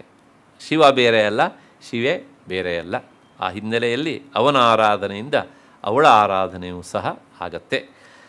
ಆದರೂ ಸಹ ಶಕ್ತಿ ಪ್ರಧಾನವಾದಂಥ ಗ್ರಂಥವಾದ್ದರಿಂದ ಅವಳಿಗೆ ಮೊದಲ ಆದ್ಯತೆ ಈ ಸಾಹಿತ್ಯದಲ್ಲಿ, ಈ ಕೃತಿಯಲ್ಲಿ. ಅಷ್ಟು ಹಿನ್ನೆಲೆಯಲ್ಲಿ ಈ 11 ದಿನಗಳ ಮೊದಲ 6 ದಿನಗಳು ಕೇವಲ ತ್ರಿಶತಿಗಾಗಿ. ತ್ರಿಶತಿ ಸುಮಾರು ನನ್ನ ಒಂದು ಅನಿಸಿಕೆಯಂತೆ ಲೆಕ್ಕದಂತೆ ಸುಮಾರು 74 ತರಗತಿಗಳ ಕ್ಲಾಸು ಆಗಿವೆ. ನನಗೆ ನಿಜವಾಗಿಯೂ ಅಚ್ಚರಿ ಆಗ್ತಾ ಉಂಟು. ಇಲ್ಲಿ ಈ ವೇದಿಕೆಯಲ್ಲಿ ಲಲಿತಾ ಸಹಸ್ರನಾಮ ಆಗಬೇಕು ಅಂತ ಸೂಚನೆ ಕೊಟ್ಟಾಗ ನನಗೊಂದು ಢಕಡುಕಿ ಇತ್ತು. ಏಕೆಂದರೆ ಈ ಸಾಹಿತ್ಯ ಅತ್ಯಂತ ಜಟಿಲ, ಅದರ ಪ್ರಸಿದ್ಧಿ ಬೇರೆ, ಪಾರಾಯಣದ ರೂಪದಲ್ಲಿ ಪ್ರಸಿದ್ಧವಾಗಿದೆ. ಆದರೆ ಅರ್ಥದ ವಿಷಯದಲ್ಲಿ ಅತ್ಯಂತ ಜಟಿಲ. ಹಾಗಾಗಿ ಮೊದಲನೇದಾಗಿ ಇದನ್ನು ಕೇಳಲಿಕ್ಕೆ ಜನ ಬರ್ತಾರಾ ಅಂತ ಇತ್ತು ನನ್ನ ಸಂಶಯ. ಎರಡನೇದಾಗಿ ಇದನ್ನು ಹೇಳುವ ಸಾಮರ್ಥ್ಯ ನನಗಿದೆಯಾ? ಯಾಕೆಂದರೆ ಮಂತ್ರ, ತಂತ್ರ, ಯಂತ್ರ, ವೇದಾಂತ, ಯೋಗ ಎರಡದು. ಹಾಗಾಗಿ ನನ್ನಿಂದ ಈ ಗ್ರಂಥಕ್ಕೆ ಅಪಚಾರ ಆಗೋದಿಲ್ವಾ ಅಂತ ಎಷ್ಟೋ ಸಲ ನಾನೇ ಒಳಗಡೆಯಿಂದ ತುಂಬ ಸಲ ಅಂದ್ಕೊಂಡು ಕೊರಗಿದ್ದುಂಟು. ಹೀಗೆ ಅಂತ ಬಹಳಷ್ಟು ಜನ ವಿದ್ವಾಂಸರ ಹತ್ರ ನಾನು ಕೆಲವು ನಾಮಗಳ ಸಂಶಯ ಬಗ್ಗೆ ಕೇಳಿದ್ದೇನೆ. ನನಗೆ ಬಂದು ಉತ್ತರ ಏನು ಅಂತ ಕೇಳಿದರೆ ನೀವು ಆಶ್ಚರ್ಯಪಡ್ತೀರ. ಒಂದು 3-4 ನನಗೆ ಕೇಳಿದ್ದಾರೆ, ನಿನಗೆ ತಲೆ ಪೂರ್ತಿ ಕೆಟ್ಟೇ ಹೋಗಿದೆಯಾ ಅಂತ. ನನ್ನ ಉಪನ್ಯಾಸ ಸಂದರ್ಭದಲ್ಲೂ ಅಂದರೆ ನನಗೆ ಅರ್ಥ ಗೊತ್ತಾಗದೆ ಕೇಳಿದಾಗ ಇದೇ ಉತ್ತರ. ಅವರು ಉತ್ತರ ಹೇಳೋದು ಬಿಟ್ಟು ನನಗೆ ಹೇಳಿದ್ದೇನು, ನಿನಗೆ ತಲೆ ಕೆಟ್ಟು ಹೋಗಿದೆಯಾ ಅಂತ. ಆಮೇಲೆ ಈ ಗ್ರಂಥ ಲೇಖನ ಕೆಲಸಕ್ಕೆ ಕೈ ಹಾಕಿದಾಗಲೂ ಅದೇ ಉತ್ತರ, ನಿನಗೆ ಪೂರ್ತಿ ಕೆಟ್ಟು ಹೋಗಿದೆಯಾ ಅಂತ. ನಾನು ಒಂದು ಉತ್ತರ ಹೇಳಿದ್ದಾಗ, ಯಾವ್ಯಾವುದಕ್ಕೂ ತಲೆ ಕೆಡಿಸ್ಕೊಂಡು ಹುಚ್ಚಾಗೋದಕ್ಕಿಂತ ಅವಳಿಗೋಸ್ಕರ ಹುಚ್ಚನಾದರೆ ಅದಕ್ಕಿಂತ ಹೆಚ್ಚಿನ ಸಂಗತಿ ಇನ್ನೇನ್ರಿ ಉಂಟು ಅಲ್ವಾ? ಹಾಗಾಗಿ ಅಂತೂ ಈ ಹುಚ್ಚನನ್ನು ಬಿಡಲಿಲ್ಲಾರೆ ಅವಳು. ಎಷ್ಟೋ ಸಲ ಯಾರಿಂದಲೂ ಉತ್ತರ ಸಿಗದೇ ಇದ್ದಾಗ ತ್ವಮೇವ ಶರಣಮ್ಮಮ್ಮ ಅಂತ ಅವಳ ಬಳಿಯಲ್ಲಿ ಮಾತ್ರ ನನ್ನ ಮನಸ್ಸನ್ನು ಇಟ್ಟು ನೀನು ಏನು ಪ್ರಚೋದಿಸ್ತೀಯೋ ಅದನ್ನು ಹೇಳ್ತೇನೆ ಅಂದಾಗ ಖಂಡಿತವಾಗಿಯೂ ಸಹ ನನ್ನ ಕೈ ಬಿಡಲಿಲ್ಲ ಅವಳು ಅಂತ. ಹೀಗೆ ಅಂತಹ ಜಗನ್ಮಾತೆ ನಿಜವಾದ ಅರ್ಥದಲ್ಲಿ ಅವಳು ನಮ್ಮನ್ನು ಮೇಲೆತ್ತುವಂಥವಳು. ಹಾಗಾಗಿ ಕೊನೆಗೆ ಬರ್ತಾ ಬರ್ತಾ ಬರ್ತಾ ಬರ್ತಾ ನನಗೆ ಒಂದು ವಿಶ್ವಾಸ ಬಂತು. ಅದು ಅವಳೇ ತುಂಬಿದ್ದು, ನಾನೇನು ಪಡ್ಕೊಂಡಿದ್ದಲ್ಲ. ಆ ವಿಶ್ವಾಸದ ಫಲಶ್ರುತಿಯಾಗಿ ತ್ರಿಶತಿ ಆಗಬೇಕು ಅಂತ ಹೇಳಿದಾಗ ನನ್ನ ಜಂಗಾಬಲ ಪೂರ್ತಿ ಹುಡುಗಿ ಹೋಯಿತು. ಲಲಿತಾ ಸಹಸ್ರನಾಮವೇ ಗೊಂಡಾರಣ್ಯ. ಆದರೆ ಆ ತ್ರಿಶತಿ ನೀವು ನೋಡಿದ್ದೀರ, ನೀವು ಅಲ್ಲಿ ಏನು ಬರೇ ಬೀಜಾಕ್ಷರಗಳು, ಬರೇ ಬೀಜಾಕ್ಷರಗಳು, ಮಂತ್ರ ಸಾಮ್ರಾಜ್ಯ ಅದು. ಅದರ ಇನಿತೂ ಪರಿಚಯ ಇಲ್ಲೇ ಇರುವವನು ನಾನು. ಹಾಗಾಗಿ ಆ ಸಂದರ್ಭದಲ್ಲೂ ಸಹ ಮತ್ತೆ ಪುನಃ ಹಿಂದೆ ನನ್ನನ್ನು ಕೈ ಬಿಡದೇ ಇರುವಂಥ ನೀನು ಈಗ ನೀನೇ ನಿಂತು ಇದನ್ನು ಮಾಡಿಸಿಕೋ, ನೀನೇ ನುಡಿಸಿಕೋ ಅನ್ನುವಂತಹ ಈ ಪ್ರಾರ್ಥನೆಯನ್ನು ಬಿಟ್ಟರೆ ನನ್ನ ಹತ್ರ ಬೇರೆ ಏನೂ ಇರಲಿಲ್ಲ. ಅದನ್ನೂ ಸಹ ಅವಳು ಸಮ್ಮತಿಸಿದಳು. ಹಾಗಾಗಿ ಬರ್ತಾ ಬರ್ತಾ ನನಗೇನೆ ಆಹಾ, ಎಷ್ಟೋ ಸಲ ಉದ್ಗಾರ್ತಿದ್ದೇನೆ, ಇದು ಏನು ಈ ಗ್ರಂಥದ ಮಹಿಮೆ ಹೀಗೆ ಅಂತ. ಮಂತ್ರ ಅಂತಂದರೆ ಮಂತ್ರ, ತತ್ವ ಅಂತ ಅಂದ್ಕೊಂಡ್ರೆ ತತ್ವ, ವೇದಾಂತ ಅಂದ್ಕೊಂಡ್ರೆ ವೇದಾಂತ, ಕೊನೆಯ ಹ್ರೀಂಕಾರವಂತ ನೋಡಿದ್ದೇವೆ ಬರೇ ಕಾವ್ಯ ಅಂತ. ಹಾಗಾಗಿ ನಾನು ಅಂದುಕೊಂಡ ಹಾಗಿಲ್ಲ, ನೀನೇನಾದ್ರು ದೃಷ್ಟಿ ಹಾಯಿಸಿದರೆ ನಾವು ಅಂದುಕೊಂಡಿದ್ದಕ್ಕಿಂತಲೂ ಹೆಚ್ಚಿನ ವಿಷಯವನ್ನು ನೀನು ಇಲ್ಲಿ ಹೊಳಪಿಸ್ತೀಯೇ, ಪ್ರಕಾಶಪಡಿಸ್ತೀಯೇ ಎನ್ನುವಂತಹ ವಿಚಾರದೊಂದಿಗೆ ತ್ರಿಶತಿಯನ್ನು ಯಥಾಮತಿ ಅವಳ ಅನುಗ್ರಹದಿಂದ ನಿಮ್ಮ ಮುಂದೆ ಇರಿಸಿದ್ದೇನೆ. ಕೊನೆಗೆ ಇದೊಂದು ಸಣ್ಣ ಅಷ್ಟೋತ್ತರವೂ ಸಹ ಆಗಿಬಿಡಬೇಕು ಅಂತ ಮತ್ತೆ ಪುನಃ ಸೂಚನೆ ಕೊಟ್ಟರು ಹೀಗೆ ಅಂತ. ಅದನ್ನು ಸಹ ಮಾಡಿದ್ದಾಯಿತು. ಅವ್ರು ಹೇಳಿದ ಮಾತು ಒಂಥರ ನನ್ನನ್ನು ಕಟ್ಟಿ ಸಿಕ್ಕಾಕ್ಬಿಡ್ತು. ಜಗನ್ಮಾತೆ ವಿಷಯಕ್ಕೆ ಅಂತ ಕೈ ಹಾಕಿದರೆ ಅಲ್ಲಿ ಯಾವುದು ಬಾಕಿ ಇದೆ ಅಂತ ಅನಿಸ್ಬಾರ್ದು. ಏನು ಮಾಡ್ತೀರಾ? ಅದರ ಮುಂದುವರಿದ ಭಾಗವಾಗಿಯೇ ದುರ್ಗಾ ಸಪ್ತಶತಿಯ ವಿಷಯವೂ ಸಹ ಸೇರಿಕೊಂಡಿತ್ತು ಹೀಗೆ ಅಂತ ತೀರ್ಮಾನ ಮಾಡಿದೆ ನಾನು. ಅದು ಅವರ ಸೂಚನೆ ಅನ್ನೋದಕ್ಕಿಂತ ಹೆಚ್ಚಿಗೆ ನನ್ನ ಬುದ್ಧಿಶುದ್ಧಿಗಾಗಿ ಅವಳು ಪ್ರಚೋದಿಸಿದ್ದಾಳೆ. ಹಾಗಾಗಿ ನನ್ನ ನಾಲಿಗೆಯನ್ನು ಪವಿತ್ರ ಮಾಡಿಕೊಳ್ಳೋದಕ್ಕೆ ಅವಳು ಈ ಪರಿಯಾಗಿ ಅನುಗ್ರಹಿಸ್ತಾ ಇದ್ದಾಳೆ ಅಂತ ಭಾವನೆ ಹಿನ್ನೆಲೆಯಲ್ಲಿ ಈ ಎಲ್ಲ ಸರಣಿಗೆ 2017ನೇ ಇಸವಿ ಫೆಬ್ರವರಿ 17 ಅಲ್ಲಿಂದ ಆರಂಭಗೊಂಡು ಇವತ್ತಿನ ದಿನದವರೆಗೆ ಯಾರ್ಯಾರು ಈ ಕೆಲಸಕ್ಕೆ ಪ್ರಾಯೋಜಕರಾಗಿ ಮತ್ತು ದತ್ತಿ ನ್ಯಾಸಕರ್ತರಾಗಿ ಸಹಕರಿಸಿದ್ದಾರೋ ಅವರೆಲ್ಲರನ್ನೂ ಸಹ ನಾನು ಮತ್ತೆ ಮತ್ತೆ ಇಲ್ಲಿ ಸ್ಮರಿಸ್ತೇನೆ. ಯಾವ ಉದ್ದೇಶದಿಂದ ಅವರು ಈ ಕೆಲಸಕ್ಕೆ ಸಹಕರಿಸಿದ್ದಾರೋ ಜಗನ್ಮಾತೆ ಅವರ ಇಷ್ಟಾರ್ಥವನ್ನು ಈಡೇರಿಸಲಿ ಅಂತ ಪ್ರಾರ್ಥಿಸ್ತೇನೆ. ಮತ್ತು ಎರಡನೇದಾಗಿ ಅಂದು ಗೌರವ ಕಾರ್ಯದರ್ಶಿಗಳಾಗಿ ಶ್ರೀಯುತ ರಾಮಸ್ವಾಮಿಗಳು ಅವರು ಸಂಸ್ಥೆಗೆ ಮಾತ್ರ ಕಾರ್ಯದರ್ಶಿಗಳಲ್ಲ, ನಮಗೆ ಉಪನ್ಯಾಸ ಮಾಡೋದಕ್ಕೆ ಈ ರೀತಿಯಾಗಿ ನೀವು ಕೆಲಸ ಮಾಡಬೇಕು ಅಂತ ದರ್ಶನ ಮಾಡಿಸುವವರು.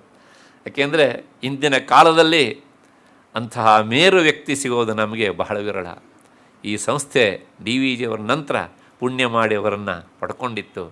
ಅದರ ಇನಿತು ಕಿಂಚಿತ್ ಭಾಗ ನನಗೂ ಸಿಕ್ತು. ಯಾಕೆಂದರೆ ಇದಕ್ಕೆ ಉಪೋದ್ಬಲಕ ರೂಪವಾಗಿ, ಉಪೋದ್ಘಾತ ರೂಪವಾಗಿ ಅವರೇ ಪೀಠಿಕಾ ಭಾಗವನ್ನು ಹೇಳಿದ್ದು ನನ್ನ ಮನಸ್ಸಿನಲ್ಲಿ ಇಂದೂ ಸಹ ಅನುರಣನಗೊಳ್ತಾ ಉಂಟು. ವಯೋಸಹಜವಾದಂತಹ ದೇಹದ ಒಂದು ತೊಂದರೆಯಿಂದ ಅವರಿವತ್ತು ಬರಲಿಲ್ಲ. ಆದರೂ ಸಹ ನಾನು ಇಲ್ಲಿಂದಲೇ ಅವರಿಗೆ ಅನಂತ ಪ್ರಣಾಮಗಳನ್ನು ನಿಮ್ಮೆಲ್ಲರ ಪರವಾಗಿ ಸಲ್ಲಿಸ್ತೇನೆ. ಏಕೆಂದರೆ ಅಂಥ ವ್ಯಕ್ತಿತ್ವ ಇರುವವರು ಇಂಥ ಸಂಸ್ಥೆಗೆ ಕಾರ್ಯದರ್ಶಿ ಅಂತ ಅನಿಸಿದರೆ ಆ ಸಂಸ್ಥೆ ಪುಣ್ಯ ಮಾಡಿದೆ ಅಂತ ನಾನು ಭಾವಿಸ್ತೇನೆ ಅಂತ. ಅಷ್ಟು ಹಿನ್ನೆಲೆಯಲ್ಲಿ ಮತ್ತು ಇದರ ಸಹಕಾರ್ಯದ ಇವತ್ತು ಪ್ರಾಯಶಃ ವಿ ಮಂಜುನಾಥ ಅವರ ಅಣ್ಣ ನಾಗರಾಜ್ ಅವರು ಇದರ ಗೌರವ ಕಾರ್ಯದರ್ಶಿಗಳಾಗಿದ್ದಾರೆ. ಅವರಿಗೂ ಸಹ ನಾನು ಅನಂತ ಪ್ರಣಾಮಗಳನ್ನು ಸಲ್ಲಿಸ್ತೇನೆ. ಮತ್ತು ಸಹಕಾರ್ಯದರ್ಶಿಯಾದಂಥ ಶ್ರೀಯುತ ರಾಮು ಅವರಿಗೆ ಯಾರು ಏನೇ ಆಗಿದ್ದರೂ ಸಹ ಅದಕ್ಕೊಂದು ರೂಪರೇಷೆ ಕೊಟ್ಟು ಅದನ್ನು ಎಕ್ಸಿಕ್ಯೂಟ್ ಮಾಡುವವರು ಅವರೇ, ಅದನ್ನು ನಾವು ಮರಿಬಾರದು. ಹಾಗಾಗಿ ಈ ಎಲ್ಲ ಜವಾಬ್ದಾರಿಯ ಹಿನ್ನೆಲೆಯಲ್ಲಿ ನನಗೆ ಹೀಗಾಗಬೇಕು ಅಂತ ಅವರು ಸೂಚನೆಯನ್ನು ಕೊಟ್ಟು ಪ್ರಾರ್ಥನೆ ಸಲ್ಲಿಸಿದಾಗ ನಾನು ಒಂದು ರೀತಿಯ ಇಕ್ಕಟ್ಟಿಗೆ ಸಿಲುಕಿಕೊಂಡು ಯಥಾಮತಿ ಅದನ್ನು ಪೂರೈಸಿದ್ದೇನೆ. ಹಾಗಾಗಿ ಶ್ರೀಯುತ ರಾಮು ಅವರಿಗೂ ಸಹ ನಾನು ಅನಂತ ಕೃತಜ್ಞತೆಗಳನ್ನು ಸಲ್ಲಿಸ್ತೇನೆ. ಅದರ ಜೊತೆಗೆ ಇಂದು ಪ್ರಾಸ್ತಾವಿಕವಾಗಿ ನುಡಿಗಳನ್ನು ನುಡಿದು ನಮಗೇನೇನೆಲ್ಲ ಮಾಡಿದಂತಹ ಅದಕ್ಕೆ ಕೈ ಜೋಡಿಸಿದ ಶ್ರೀಯುತ ಕಿರಿಯ ಮಿತ್ರ ಅಂತ ವಿದ್ವಾಂಸರಾದಂಥ ಈ ಸಂಸ್ಥೆಯ ಸದಸ್ಯರು ಆದಂಥ ಶಶಿಕಿರಣ ಅವರಿಗೂ ಸಹ ನಾನು ಕೃತಜ್ಞತೆಗಳನ್ನು ಸಲ್ಲಿಸಿ ಕೊನೆಗೆ ಈ 11 ದಿನಗಳ ಕಾಲ ನನ್ನ ಬಾಯಿಗೆ ಕಿವಿ ಕೊಟ್ಟವರು ನೀವು. ಹಾಗಾಗಿ ನಿಮಗೆಲ್ಲರಿಗೂ ಸಹ ಮತ್ತೆ ಅನಂತ ಪ್ರಣಾಮಗಳನ್ನು ಸಲ್ಲಿಸಿ ನನ್ನ ಮಾತನ್ನು ಜಗನ್ಮಾತೆಯ ಪದತಲದಲ್ಲಿ ಸಮರ್ಪಿಸ್ತಾ ಇದ್ದೇನೆ. ಎಲ್ಲರಿಗೂ ನಮಸ್ಕಾರ.